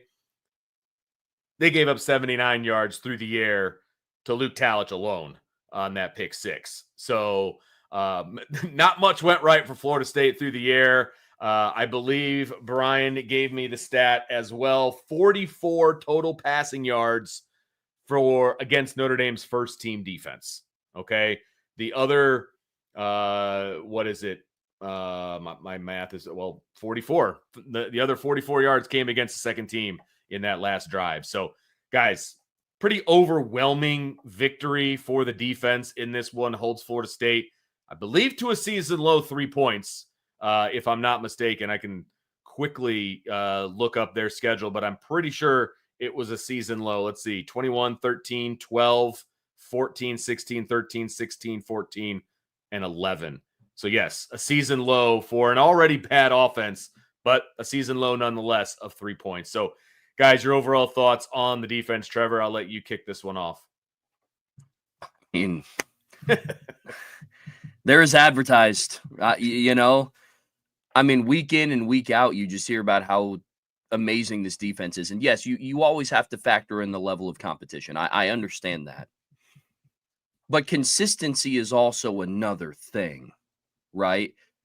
You can play, a decent opponent one week, decent opponent another week, a bad opponent one week, but Notre Dame's defense does not sway to the level of what opponent they're playing. They are here. If you wanted a prime example of what it's like to play to the standard of your brand of football, it's Notre Dame's defense. Just take a page out of what Al Golden is doing with that defense. Because you got to think of all the different styles of offenses that they've faced in this last 4-game stretch, right? You had Stanford and Georgia Tech that, they weren't option teams, but they were, looked to run first, and their 2 best athletes were probably their quarterbacks. You play a Georgia Tech team who, Jamal Haynes rushed for 170 yards and 2 touchdowns the week before the Notre Dame game, and he had 7 rushes for 15 yards against Notre Dame. What do you do? Then you play a team like Navy, who averaged 44.8 points per game going into that game. They had turned the ball over on offense twice. Notre Dame forced 4 turnovers on their offense, and 6 turnovers total held them to 14 points. And then now you go against the Florida State team. And yes, they are really, really, really bad on offense. And the numbers back it up, right? Florida State came into this game tonight averaging, I think, 14.4 points per game. I think they were 132nd in total yards per game. They were 133rd in passing yards per game. I think every category was 120 or worse, except for one, and it was 105th. It's they're all triple digits. Just bad. They're bad. Their most redeeming offensive stat is technically they ranked 49th in the country in red zone scoring at 85.7%. However, I was gonna say, how often do they get into the red zone though? 16 times through 9 games. Okay, there you go. So if you take that and red zone attempts at 16th, that's 134th in the country. Surprise, surprise. So yes, this offense wasn't great, but the style of offense that Al Golden had to prepare for today was different than what he had to in previous weeks. He went from preparing from, basically in a quasi triple option wing T offense to a spread offense in a week, and went from allowing 14 points to 3. There's just, I talked about how you can't game plan for this offense. How do you game plan for the defense? How do you sit back and you look at this defense on paper and say, I think this is where we can hurt them? I don't know. I don't. The issues that they need corrected, they've corrected for the most part and have dealt with the injuries. I think that's what's more impressive for me. One of the major storylines was, you know what? Ben Morrison's out for the rest of the season. Projected first-round draft pick, a captain, an All-American, a junior. You're asking Christian Gray to basically step into his shoes, and then you're asking Leonard Moore to step into Christian Gray's shoes. I mean, they picked up where they left off. They did. After the first couple games of the season, Riley Mills, we need you to play like you're a captain. We need you to play like you're the 6'6", 298-pound defensive tackle that you are. I mean, what this team is doing on defense right now, to be quite honest with you, I can't put into words. And then when you combine it with as bad of an offense that Florida State is, you see they score 3 points. So I know we're going to dive into it a little bit more in depth, but the only thing that I have to say is just hats off to Al Golden and that entire coaching staff on the defensive side of the ball, with all the things that they have to prepare for and all the different looks that they have to go through and dealing with all the injuries. And statistically, they have gotten better, which is crazy. So, I mean, when they had more healthy players, I think through the first 4 or 5 games, they averaged allowing like 12.9 points per game. And in the last 3 before this game, they were averaging like 11.9. And now they just allowed a game with 3 lower. Points. Yeah. Like, it's insane. It's insane. It is now in the talks of, you can say Notre Dame has the best defense in college football, and there's so much to back it. There is. So that's all I got for now, man. That's all I got for now. Is that all? That the defense is the best in the nation? That's your mic drop moment? I mean, if it wouldn't be so loud, I would. But I know, right? Yeah. Love it. Love it. Sean, what are your thoughts on the defense today, man? Honestly, I thought Mike Norvell came in with a fantastic game plan in the first quarter. Fantastic. Yeah. I want to say he took bits and pieces from different teams and different film. He used waggle. He used counter. He used misdirection. He used so many different things, the quick screen game. And he was attacking the perimeter, similar to what Louisville did early, attacking the perimeter with the run. And I loved how they were motion. They picked up on tendencies early on with Notre Dame, that when you motioned away from the field, Notre Dame would drop that defensive back, and then they would either throw to or run to that open area that had been vacated. And Notre Dame, it took them a little bit to adjust. I want to say they had 67 yards rushing on the initial drive that led to their field goal. Yeah, it was a lot. And I think they ended the game with 120 total rushing yards. So after that first drive, Notre Dame gave up 53 yards on the ground, which is right in line with what they had been doing, and just steadily improving as a rush defense as the season went on. So I've said this jokingly, man. I want Notre Dame to put up points. I'm like, man, put the points up so we can get the defense back on the field, because they are so enjoyable. They're just so enjoyable to watch. You just never know who's going to make a play. The plays are coming from everywhere. Shout out to Jordan Clark hitting the big interception tonight, because he's been really close all year, and he's played fantastic all year. Mm-hmm. Xavier Watts making plays. The linebacker Drake, I struggled a little bit with some fits tonight. I thought Kaiser was really good in coverage. He was sticky. Snead was really good in coverage on some wheel routes. They did a really good job after that first drive of just hammering down. They figured out what Mike Norvell was trying to do, and Mike Norvell, like, flea flicker. It was a flea flicker reverse. Reverse? Is that right? Yeah. I was trying to think what it was. It was a reverse flea flicker, and he threw everything he could at them early, man, to try and get in the end zone and keep the game close. And nada, other than a field goal. And I said this during the week, and I meant it. Like, I felt like this is Notre Dame's opportunity to get a shutout. I really felt that way. I was like, yeah, Notre Dame has a chance to pitch a shutout on Saturday.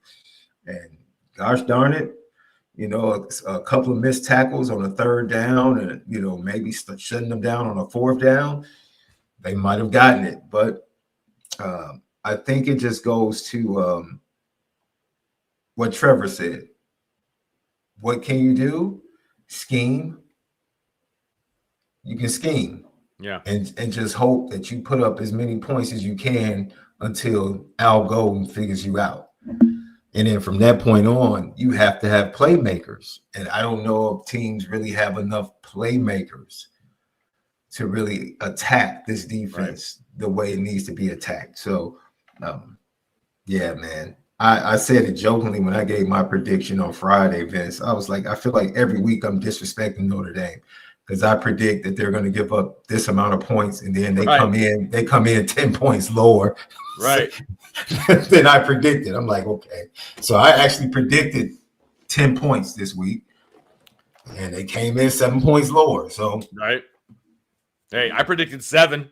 And I thought that was low. I thought I was being, Mr. Rose-colored glasses. Right. And then they give up 3. Right.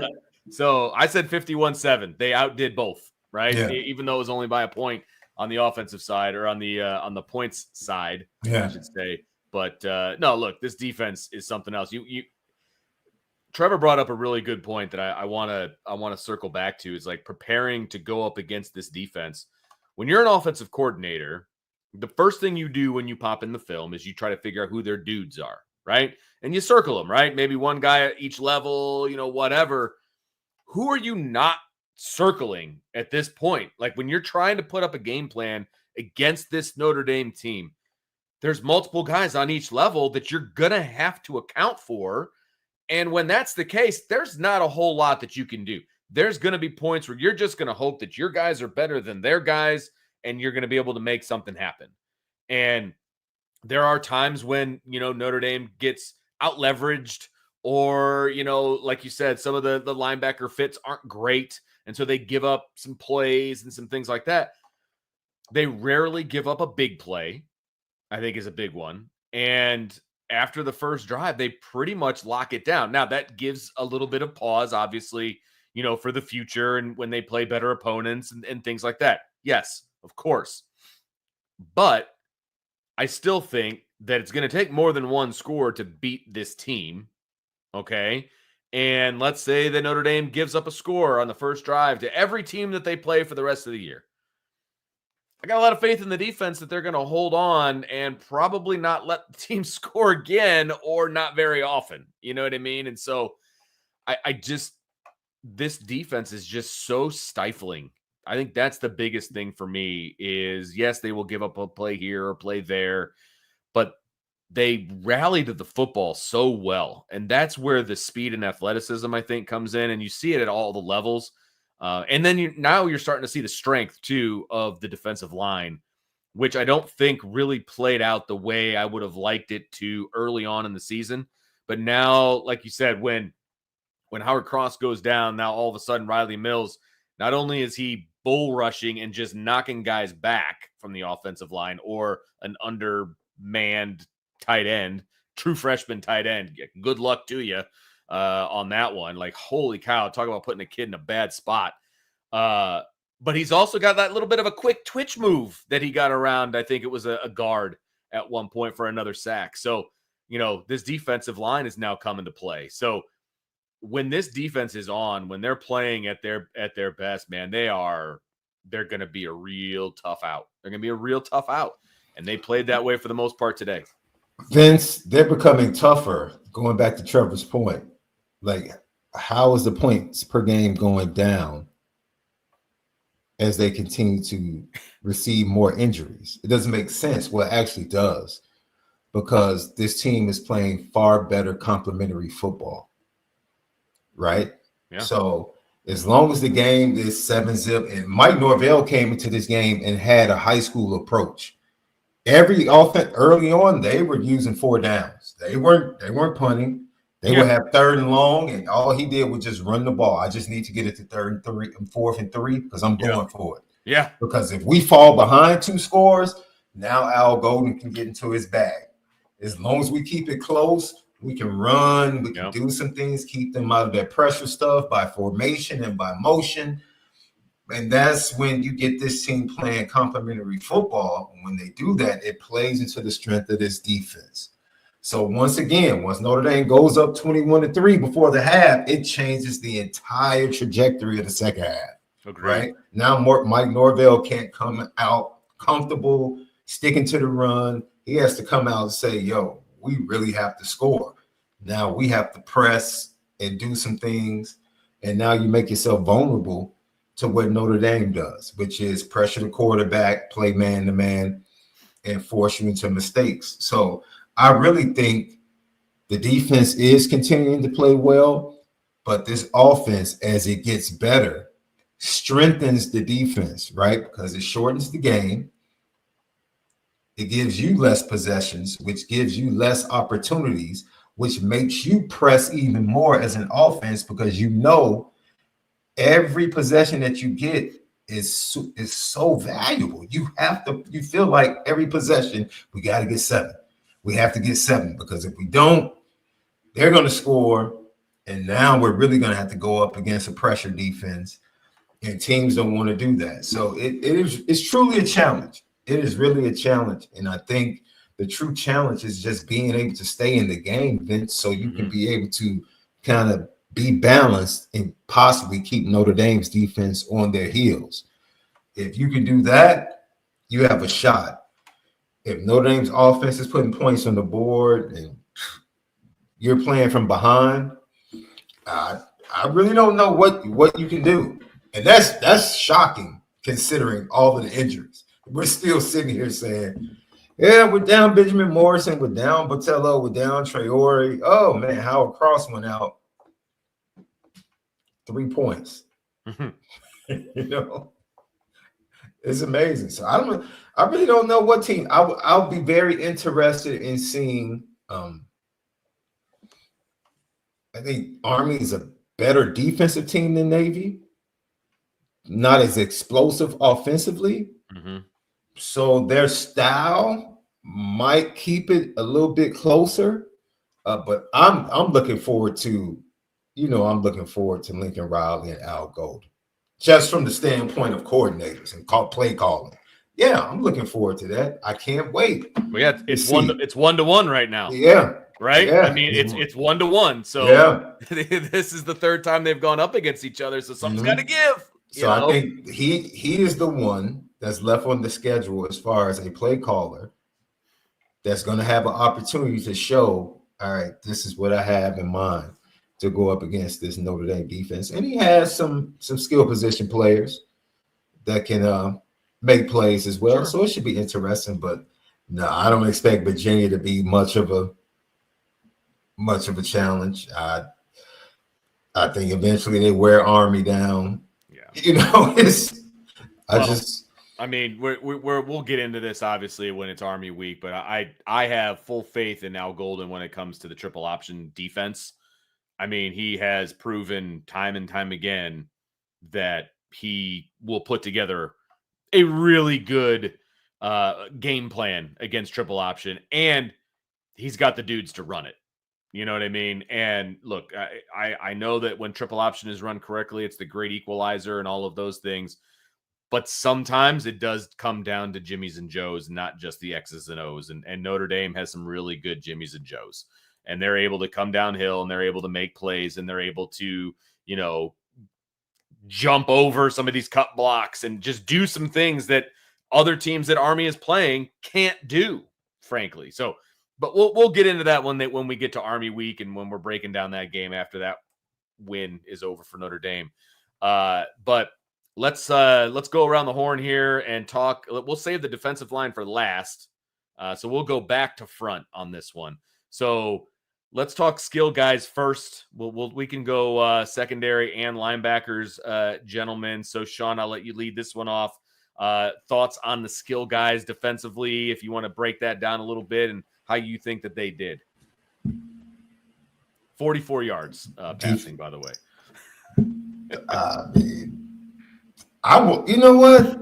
Their quarterbacks are just, the passing game is just awful. Their passing game is just awful. So I mean, I don't even know if our defensive backs broke a sweat tonight. You're not wrong. I was thinking the same thing. I don't even know if they broke a sweat. Yeah, I just don't. I'll go ahead and give them an A. Right. The coverage for the most part was pretty solid. Not better than solid. Jordan Clark with the interception.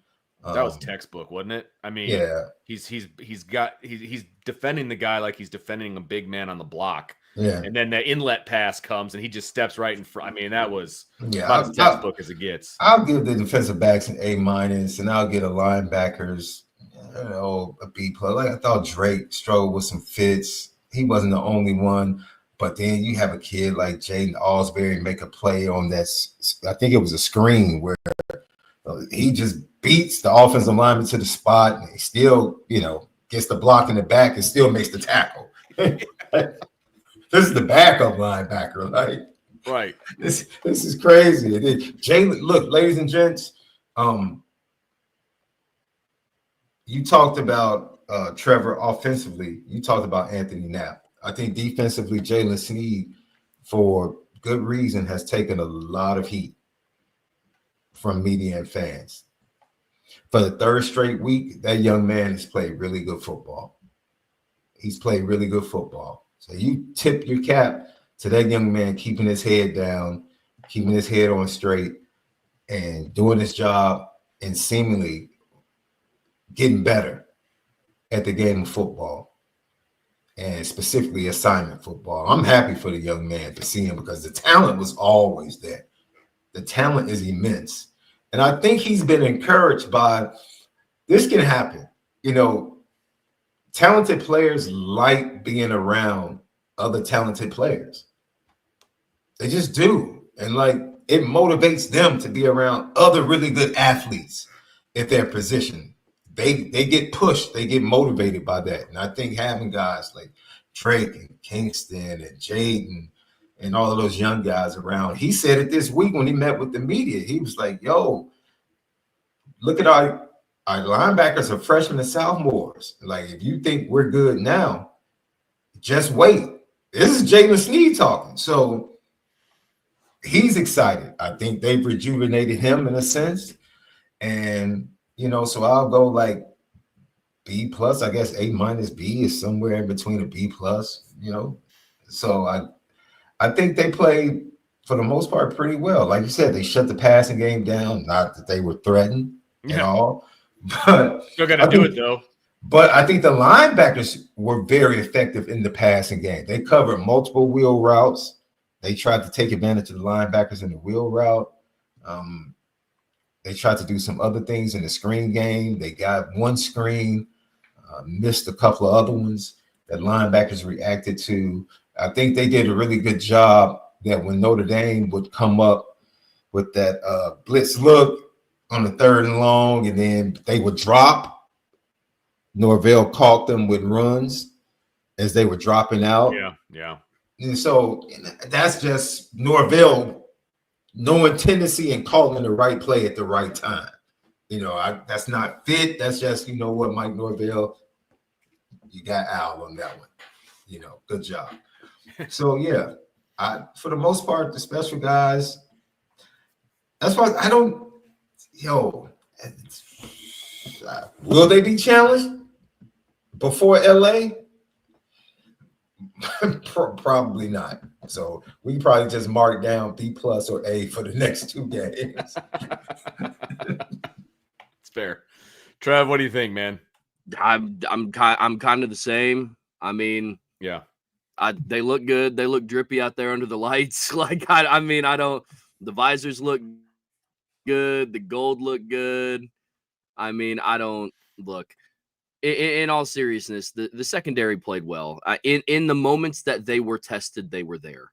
Because I will say, one thing that is hard, especially for a young secondary, is to stay disciplined when you aren't tested all game. You know what I'm saying? Because it's real easy to just be like, yeah, my D-line's going to get a sack here. We'll be good. And when they were tested and when the quarterbacks were, honestly able to get the ball off to throw it their way, they played great. At one point, Brock Glenn was like 1 of 9. So the defense played well. The secondary played well when they were tested. Xavier Watts, one of his criticisms going into the season, if he had any, were his ability to tackle in the open field. I thought he did that really well today because we've seen moments this year where that's been a little bit of a struggle. but that was one thing. That's one of the reasons why he came back to Notre Dame. It was one of the things that he wanted to clean up because he thought he could become a better football player. And tonight he tackled great in space against some skilled and athletic skilled guys on Florida State. I'm not going to say they're world beaters. They didn't have a Ja'Cory Brooks on their team. They didn't have an Ontario Brown on their team or a Haynes or a Jamal Haynes on their team by any means, but they were speedy, fast guys. Mm-hmm. So I thought the secondary overall played well. Linebackers, I'm just going to echo Sean. I think they were out of place a little bit in some run fits, but outside of that, Jaden Osbury has to be one of the best open field tacklers in college football. I mean, I don't know who else you put up there. I guess Caleb Downs, and Caleb Downs is one of the best safeties in the country and a starter, and Jaden Osbury is like the fourth string linebacker for Notre Dame, and they're both the best open field tacklers in the country. So I think that puts him in pretty good company. And another guy too that felt like he was all over the place tonight was Jack Kaiser. Jack Kaiser, I think, gets overlooked sometimes, being the older guy in the room, and there's a lot of conversation around the young, fast, athletic guys. Jack Kaiser looked a little rangy today. I'm not going to lie. His own. Yeah, he looked really good today. So it was good to see. I mean, I know we're all going to have a lot to say about the defensive line, but the secondary wasn't tested much. But when they were, the credit is they were ready, which that speaks to the discipline of young guys. That's really good coaching by Mike Mickens and Al Golden and Marty Biaggi, because he's the safeties coach, So it is really easy to get lulled to sleep a little bit because I got to be honest, for gamers like Christian Gray and Leonard Moore and guys that want to be tested, I mean, all in all, that had to have been a pretty boring game for them, right? Like you could make the argument they got tested a little bit more against Navy when Navy was trying to pass on them, So all in all, it was a good day by the secondary. I'll give them an A+ because they held a team to under 100 yards passing, and at one point the starters, what'd you say, 44 yards passing? Yeah, against the starters, 44. Yeah, that's incredible. I know, right? That is so crazy. Oh my goodness. Yeah, no, there was one overall stat that I forgot to bring up. I made a note of it because they obviously mentioned it on the broadcast as well. So if anybody was watching, they obviously heard it. But Notre Dame defense didn't give up a third down conversion until 7:35 to go in the third quarter. So, and they only ended up with 3 total third down conversions. Did Florida State. So look, I mean, this defense was just all over the place. You guys nailed it with the secondary and the linebackers, no doubt about it. The secondary was almost outside of Jordan Clark, who had the nice interception, like we talked about.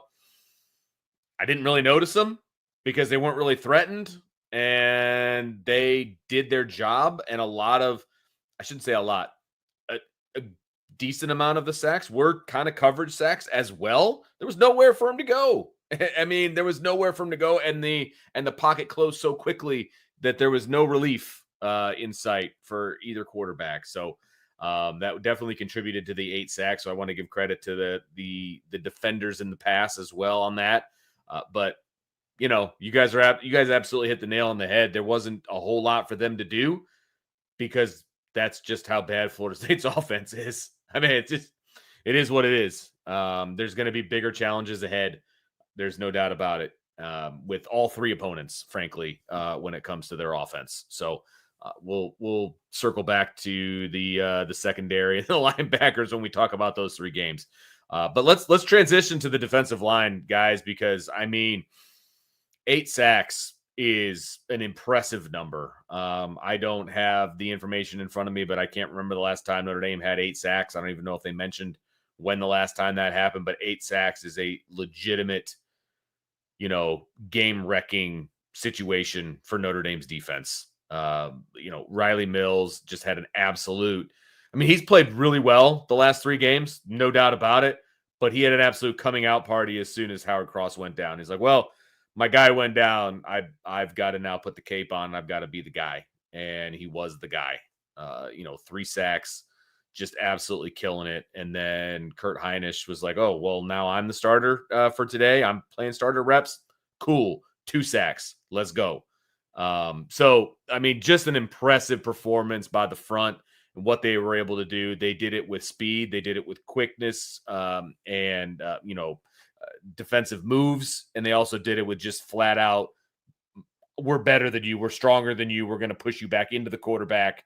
And we're going to just get a hand on you and take you down. Like, I mean, they did it all ways in this one. They did it by scheme with the Jalen Sneed sack, where he came around, looped all the way around from the defensive end position and made his sack.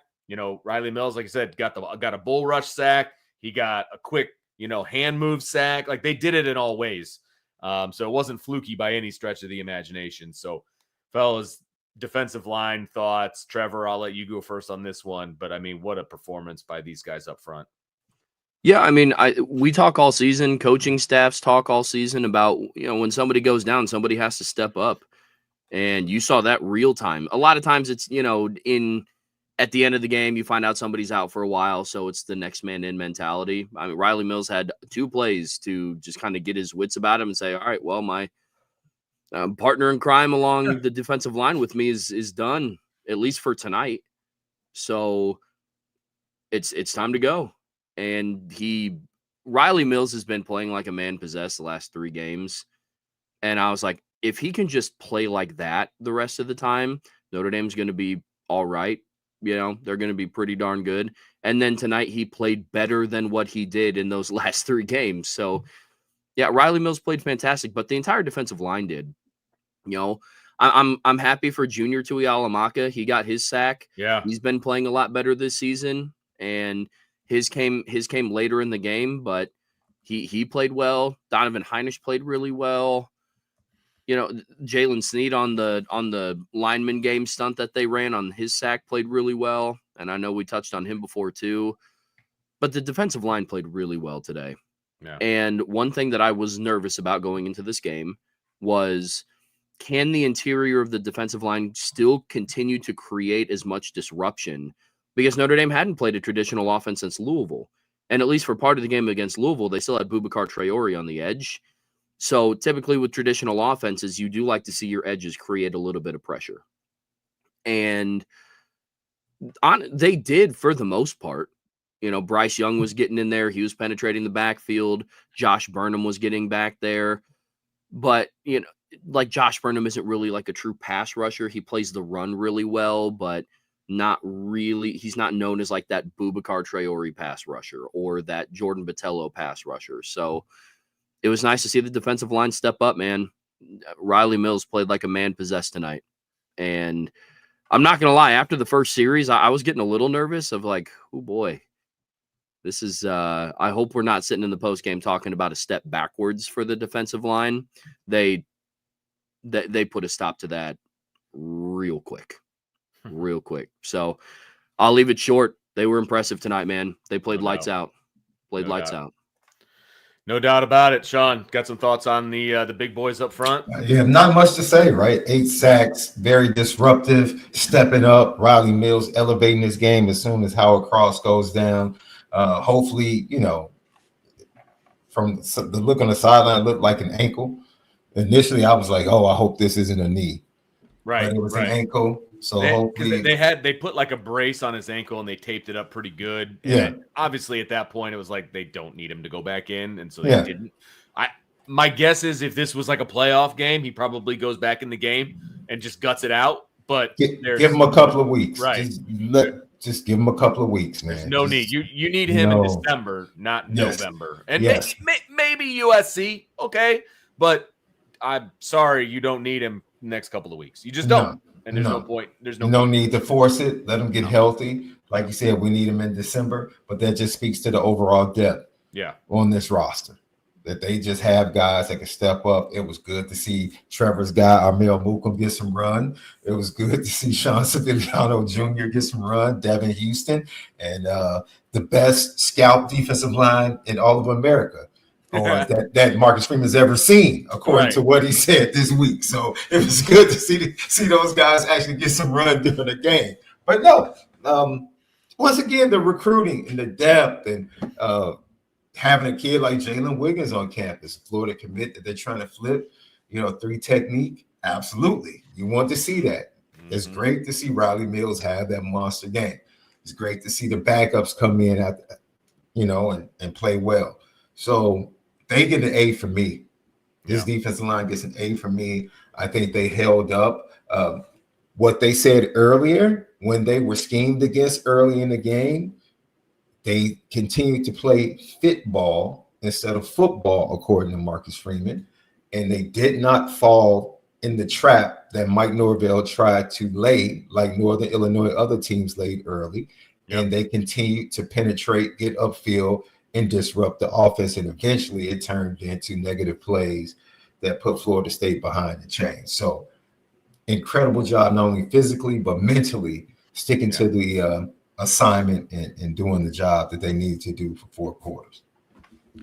Completely agree, fellas. This defense played lights out. They gave up 3 points. It's even a bad Florida State team. This is the lowest point total that they've scored all season. I think they've scored double digits every single game, and Notre Dame holds them to 3, and that was on the first drive of the game. When they were obviously the most successful, because there was a 5-play, 75-yard drive. No, I'm sorry. It was a 16-play, 75-yard drive that got them the field goal. So it ate up almost 8 minutes of clock, and they only ended with 3 points. So great job by the defense tonight. Florida State didn't know what hit them, and that just continued throughout the rest of the game. So it's the defense that we all expected, and we all enjoy watching. So let's just jump into the super chats, fellas. You ready to make that happen? Let's do it. All right. So I will pull them up. Trevor, you go ahead and read them, and then we'll roll through them. So again, folks, if you want to ask a question, if you got a comment to make, however you guys want to go about it, you got to throw us a super chat, and we will obviously get to it now at the end of the show. So here we go. First one is from Alan.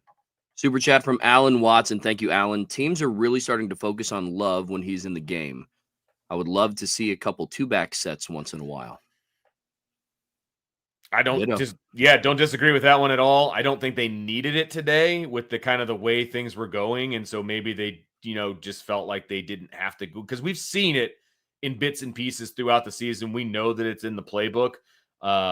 We haven't seen it, in my opinion, enough with Price and Love as the 2-backs. I feel like we've seen other combinations that are okay. They work, but I would love to see those guys as a 1-2 punch.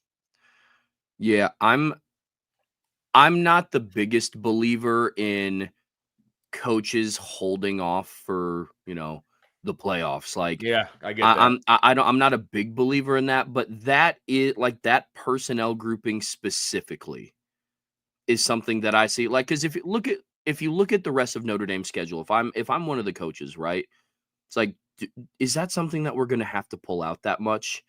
Do we want to put that much film out there of 4 and 24 on the field at the same time? Because I got to believe Mike Denbrock is a huge believer schematically in putting his best players on the field. And good things happen when 4 and 24 are on the field at the same time. I have no idea what goes on in the mind of Mike Denbrock. Maybe he's using them in the perfect capacity because they're in a really good 1-2 punch rhythm right now. So who knows? But if there is one thing that I could see Notre Dame kind of having this mindset of, we're going to kind of hold on to this until we get to the playoffs, I could see that. I could.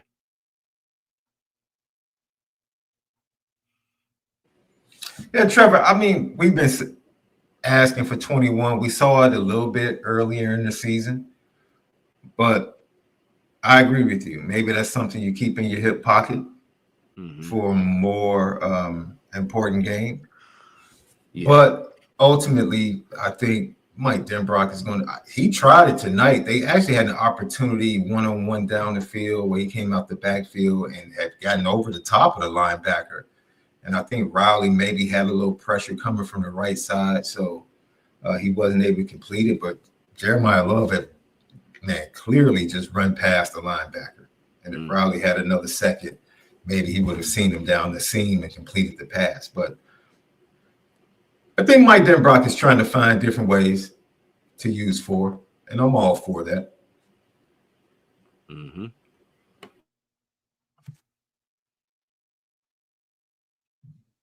Next one is from our buddy Trevor. Here we go. Trevor Rocket with the super chat and the awesome name. Thank you, Trev. My pop and I are sitting here in our IB hoodies and sweatpants watching the lads take care of an old rival. I'll give NBC's Notre Dame coverage some credit, probably for the first and only time with putting that broadcast crew in. You know, there was there was some pushback on the announcers today. Not a lot of people like Todd Blackledge. It's obvious that he's not a huge fan of Notre Dame, which I guess I understand since he's a Penn State guy, especially back when that was a little bit more of a rivalry than maybe it is now. But you know, I don't know. It was the entire. I was really worried when they put up the starting lineups. You know, like they always do. They list out who's starting. And they had Sam Pendleton starting at left guard, and I was like, what happened? I was like, then I looked down and it's clearly not 55. It was 74. So they didn't really do their homework on who was actually starting in the game. But I don't give the announcers that strike. That's more from the graphic guys. But yeah. Well, the one that got me is they panned over to DJ Uiagalelei on the sideline. Right. And Todd Blackledge goes out of nowhere. He's just like, yeah, it's weird seeing him on the sideline like that because I remember in 2020 he came in here and tore this defense up, and it's like, well, they still lost. I know they never mentioned that. They never talked about the fact they lost that game. No, and they didn't also mention the fact that was not the last time that he played at Notre Dame Stadium because he played at Notre Dame Stadium in 2022 and got picked off multiple times and got benched. He got benched for Klubnik. Yeah, I don't. That was a really random stray. To oh, wait a minute, I don't know. His best of the night might have been as they talked about the four guys leading the Heisman race, right? Yeah. He throws in, I like to add a fifth guy. Yeah. The tight end from Penn State. I'm like, of course you would. Of course you do. Yeah. Tyler Warren is a Heisman candidate. Yeah, right. Like are you kidding me? Really? Like, what are we talking about here? It was just like, okay, this is the theater of absurd right now. And then he tried to throw a jab at Marcus Freeman for letting Steve Angeli throw that touchdown. Yeah. What are you talking about? What are you talking about? I was waiting for after Luke Talek picked off, had that interception. I mean, in a situation like that, you tell your guy to go down. Like Florida State's a team that's strong. Exactly. Now. Should have just run out of bounds. Exactly. All right. Florida State's number one defense was still in. How about you stop them? Okay. Correct. Like, I don't know what you want. Yeah, Whatever. That's exactly right. Because that's 100% correct. Now, a nugget that Brian wanted me to throw in here since this question it's perfect for it because it talks about taking care of an old rival. Let's see here. It says Notre Dame has now scored 40 plus points against Florida State in 4 straight games, 42-18, 42-20, 41-21, and 52 tonight. So, just nice. Taking the Seminoles out to the woodshed. It's just what we do, apparently, if you're a Notre Dame fan. So nothing wrong with that. All right. So thanks, Trevor, for the super chat. Appreciate that very much. We just got a super sticker here from Gary G. Thank you so much, Gary. I was looking around for a comment. I didn't see one. So we'll just say thank you for the super sticker. Appreciate the support, man. Really do appreciate that. Eric Carroll with the big super chat, reminiscent of the score, 52-03. Appreciate that, Eric, that you didn't put the 3 in front. Appreciate that very, very much. Go ahead, Trevor. Appreciate the super chat, Eric. Eric says, recovering from rotator cuff surgery this week. This one was a nice pick-me-up. Go Irish. Whew. Heavy meds, Eric. Yeah. Heavy meds for that rotator cuff. That's a painful one, too. And you got to be in that immobilized brace for so long. And that's tough, man. But hey, you'll have a healed up wing when it's all said and done. So hey, just hang out with IB. We'll keep you entertained for as long as possible. So, but thank you so much for the super chat, Eric. Really appreciate the fact that you got the one working wing that you were able to put that super chat in. So appreciate you very much on that one, Eric. You'll be back throwing 95. That's right. No time. Okay, Eric, there we go. No time. That's right. Okay. That's right. If you can throw 95, give the Cubs a call. I really appreciate that. Can need some bullpen help. Oh, that's good. Super chat from Josh Phillips. Thank you, Josh. Play of the game was bringing the offense back on the field after Florida State called the timeout after initially having the field goal unit in.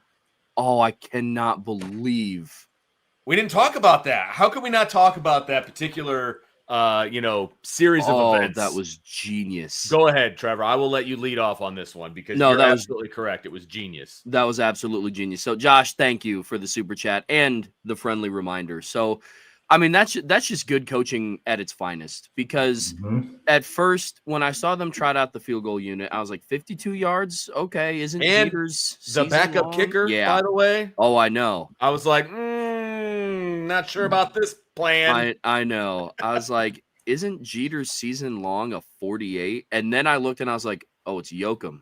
Okay. Yeah. Okay. Oh. Well, this will be interesting. Yes. And then Florida State called the timeout, didn't they? Yep. Yes. They wanted to ice him. Yep. Florida State called the timeout because they wanted to ice him.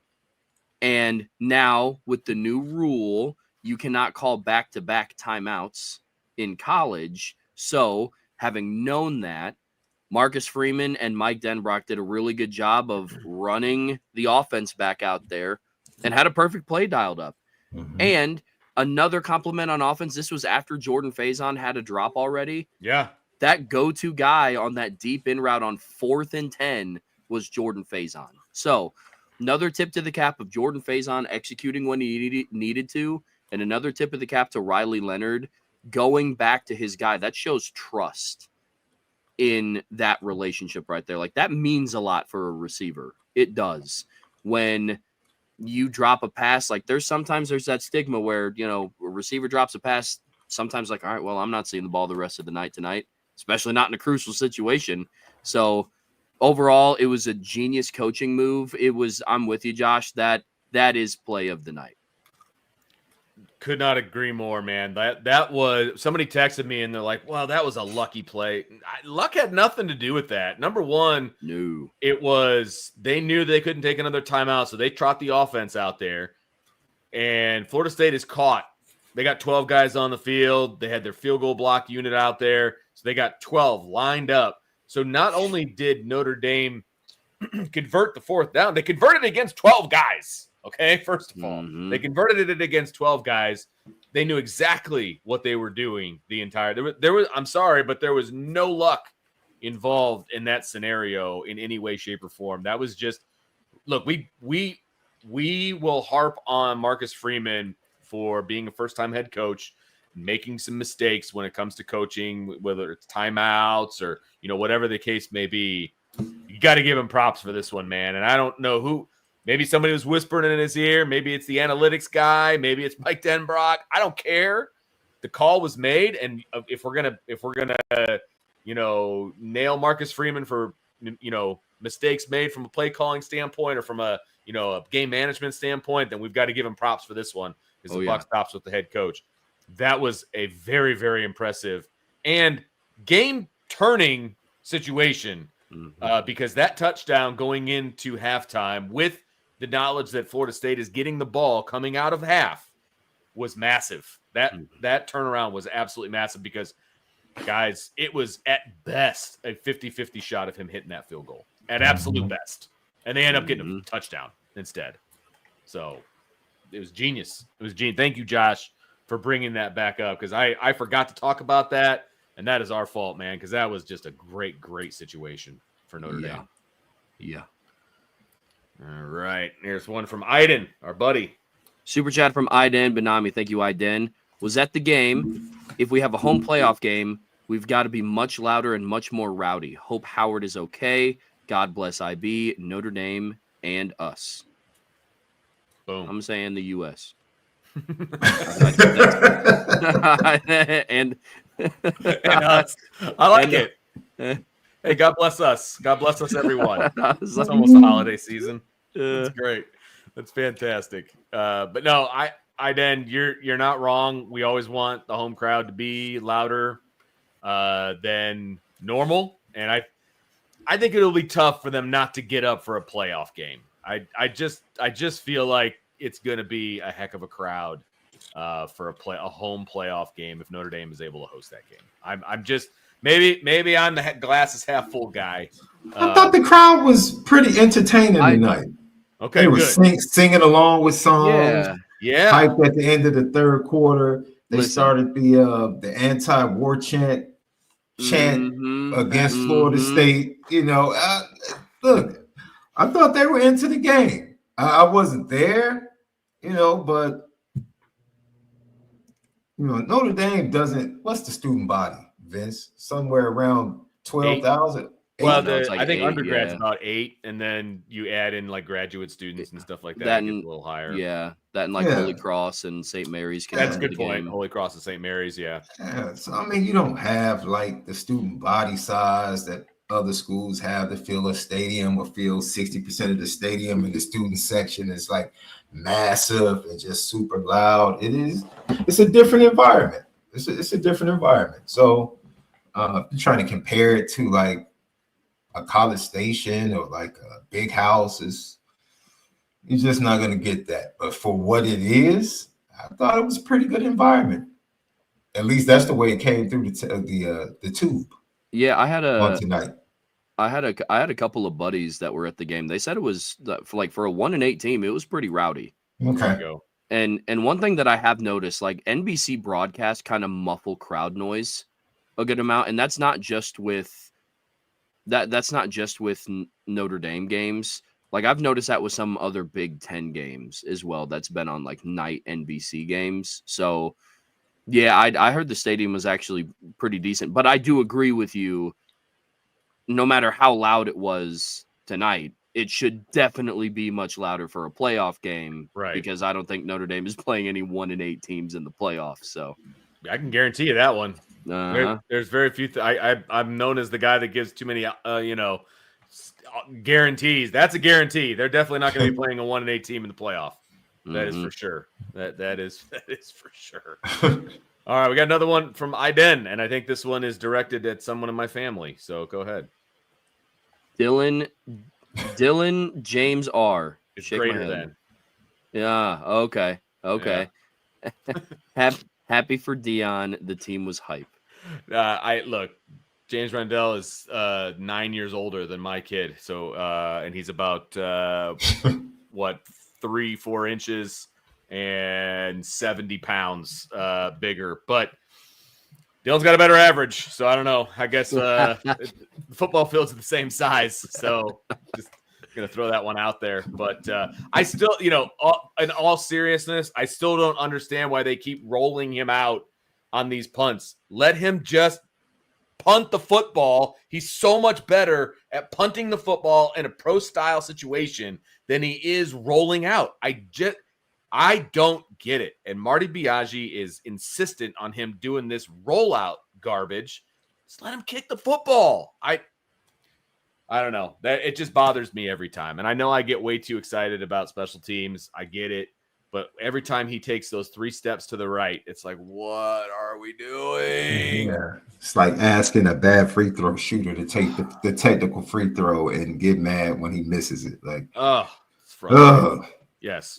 One thing I do want to say, sorry, this was in relation to the previous super chat about home games.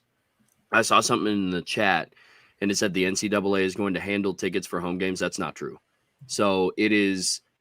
In the new 12-team college football playoff, home teams will handle ticket sales for their playoff games. So largely like they do for the regular season, they give priority access to their season ticket holders with the overall ticket distribution managed by the host institution. So they're not going to split it. It's not going to be like a bowl game where it's 50-50 and things like that. Yeah, because then then why play a home game? A home game. Yeah. Like just have it all be a neutral site. There should be a benefit. Yeah, exactly. Yeah. Over under for the second market price.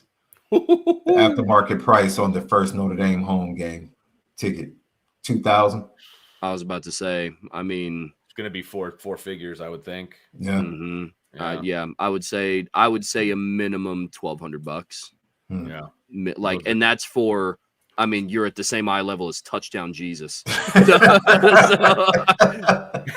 So I mean, yeah, you're not wrong. You're not wrong. Yeah, it's going to be up there. Yeah, 100%.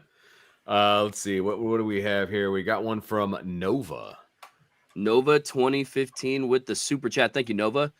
Notre Dame's B game won the game by 49 points, albeit against a 1-9 Florida State team. Well done by Mills and the defense. This team will be dangerous if they play their A game every week from here on out.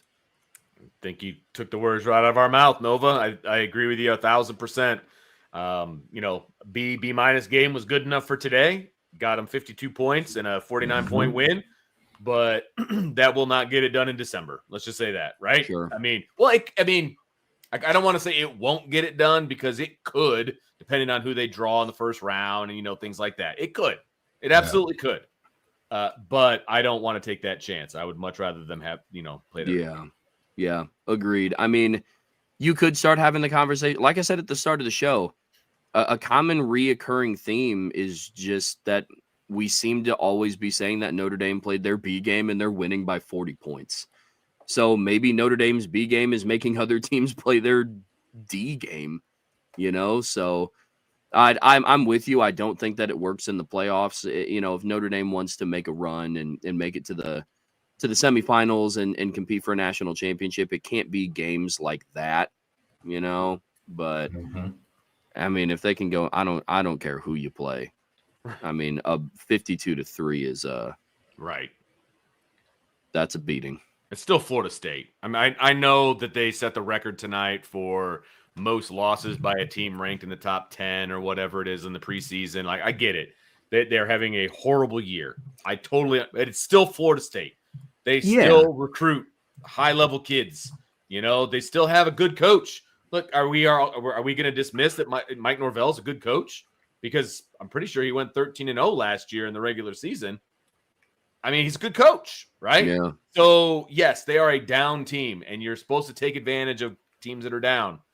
It's still a Power 4 win. It's still Florida State, and you won by 49. And, I was about to say, like, it was by far their worst loss of the season, right? Like, I mean, they've played good ranked teams. They played SMU, but that was 42-16. They played Clemson, that was 29-13. They played Miami, that was 36-14. I mean, 52-3 is another level of a loss. It is. Oh, agreed. Absolutely agree with that. Okay, our buddy Joe popping in to say hello. Super chat from Joe. Thank you, Joe. Solid win in all phases. I'll blame the relatively slow start on the bye week. The offense still can get better. Blackledge needs to shut it. Go Irish. I think that was kind of the consensus of Notre Dame fans listening to that broadcast. And he did go overboard a little bit. I mean, he was not really throwing any sunshine towards Notre Dame. It is, I will speak from experience on this. When you are calling a blowout, sometimes it's really tough to come up with things to talk about. It's not the easiest thing in the world to do. Sure. Right. But I do think he kind of went out of his way to either not say something good about Notre Dame or to disparage Notre Dame. I'll say it, and I don't usually care, but I did notice it this time around. So, but I do really like the other guy, Eagle. I think he did a really, really good job. So, yeah, he did. He did. I think he called the Notre Dame Ohio State game last year. And I thought he did a pretty good job of that. I was at the game, but I watched the replay of the game.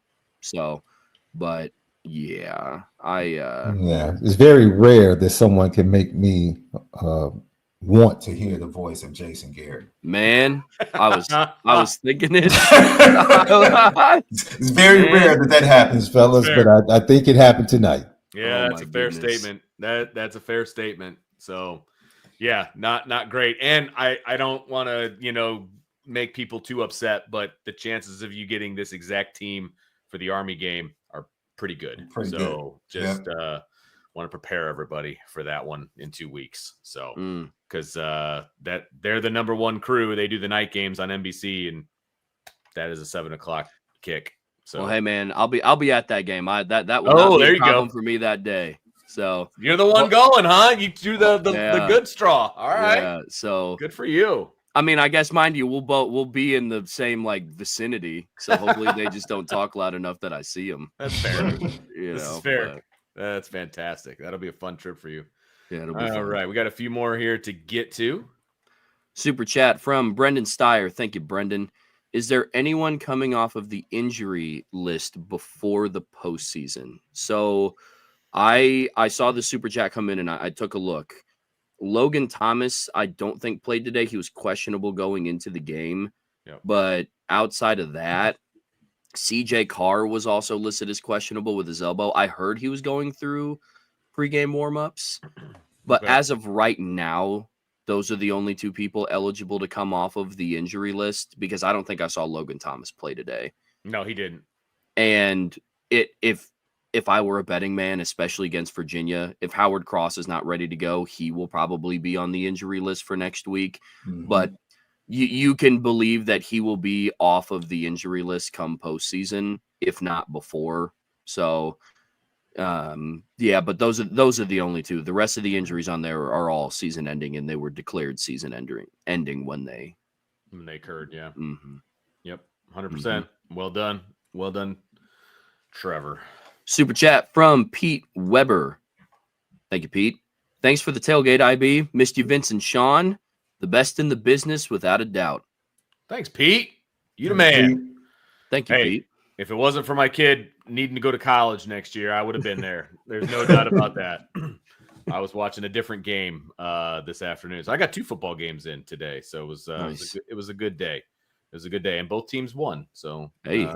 Good day all around, man. Good day all around. And it's always nice to see a group of coaches that want your kid and want him bad.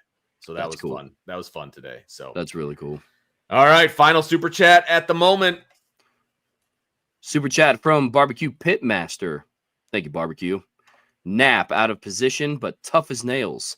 This line good enough against a playoff level pass rush. Sean, you want to lead off on that one?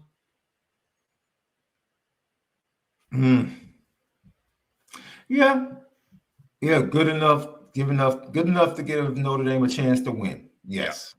Good enough to give Notre Dame a chance to win, because I think they're going to continue to get better. Mm-hmm. Just please pray that we stay healthy. That's it. Mm-hmm. We no more injuries on the offensive line. Mm-hmm. Agreed. No, can't take it. Or the defensive line. Nothing else in the trenches. If we could just hold serve into the playoffs in the trenches, Mm-hmm. Yeah, it should be okay. This one for me, is the offensive line good enough? They're good enough with the help of Mike Denbrock. I think that's the key. That's the caveat for me, with him calling the plays and him putting the game plan together against a quality pass rush like they're going to see in the playoff, right? I think this offensive line is good enough. I do. Now, if you're just going to do 5-step drops all day and just ask the offensive line to block straight up all day long, no, I don't think there's a whole lot of offensive lines out there that could do that on a regular basis, right? And so you do need to kind of scheme around it a little bit. I think this offensive line in the iteration that it is with the 5 guys that they have, this is the second game that they've played together, right? And so I think they're getting better every week. And I think by the time they get to December, they're going to be a very serviceable, if not good to very good offensive line. And then you add in the philosophy and the game planning of Mike Denbrock and the play calling, and I think they'll be just fine. I think that's the key. So that's a long-winded answer, Barbecue, but yes, I think they're good enough to go up against a playoff level pass rush. Trevor, you got anything to add to that one? Yeah, I mean, nothing too much. I think the playoffs is when just the creativity of Mike Denbrock is really going to shine. I really do. Again, I don't think that he's a coach, and Notre Dame is a team that believes in like holding punches until they get to that time. I think it's more of like there's just levers that he hasn't pulled yet because he hasn't had to. right? You don't have to pull out all the stops against 1-8 Florida State. You don't have to pull out all the stops against Stanford, So I think that there are things that they could do schematically to get their playmakers into space when they do start going up against better defensive lines. But at the end of the day, we've all said it. When they get to the playoffs, assuming that they do and assuming that they win out, the line just has to be okay. They don't have to play like Joe Moore award winners. Now, will I be upset if that happens? No. No. But they don't have to, because you have a quarterback that escapes sacks, with ease sometimes. Even on that corner fire, he almost broke that sack. He did. Yeah, he did. So, I think the offensive line just has to be okay. They just have to give him enough time to get the ball out. They have to open up run lanes just enough, because you have two guys that if they see a sliver of daylight, they're gone. Mm-hmm. They're gone. One thing that I will say, talking about the playoffs, is I cannot wait until the discussion around margin of victory goes away. It's just victories. Correct. I cannot wait for that. Like, it's not like if you beat a team 6-0 in the first round of the playoffs, they're going to remove you from the playoffs. Like, it's just win, baby. Win, and you keep going. That is going to be an awesome day. And that's why Todd Blackledge needs to shut up. Exactly. As long as Amen. eye test matters, Notre Dame is going to continue to pour it on. Because it does matter, right, First Sean? string, second string, absolutely it matters. We see it each week with the rankings. You're going to see that the eye test matters, strength of schedule, margin of victory, all of that. So guess what? Yeah, if we had gotten the ball back, we're gonna try to score again. Right. It's like, it is what it is. Sorry, Mike Norvell. I'll shake and whisper I'm sorry in your ear at midfield after the game. But and some of it too is like your defensive, you are D1 starting defensive players at Florida State. I'd stop them. And they were still in, by the way. The starters were still in the game against Steve Angeli and Deion Colsey and Justin Fisher and all those other guys that were out there that never see the playing field in meaningful time, and they're the ones that scored on you. Sorry. Like at some point, you got to stop it. Right. So that's always my philosophy around running up the score. Now, like, if Notre Dame started running like no huddle 2-minute drill and they were clocking it and running timeouts, you're running up the score a little. And the first team of offense still being in there as well. Sure. Right.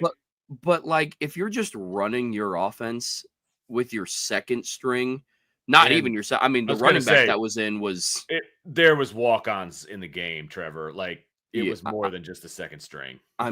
If you can't stop that, like, that's not Notre Dame's fault. What do you want them to do? Take a knee with 6 minutes left in the game? Like, I don't know what to tell you. Right. So, yeah. Yeah, it is what it is. And at the end of the day, Mike Norvell would be doing the same thing if the situation was reversed. Because if I'm not mistaken, he was trying to do the same thing at the end of last year. Yeah. So as he should. You're right. Exactly. That's the thing. Exactly. Yeah. See, he of all people would understand, because he was trying for style points to get his butt into the playoff, and it didn't end up working for him. So he understands. Believe me.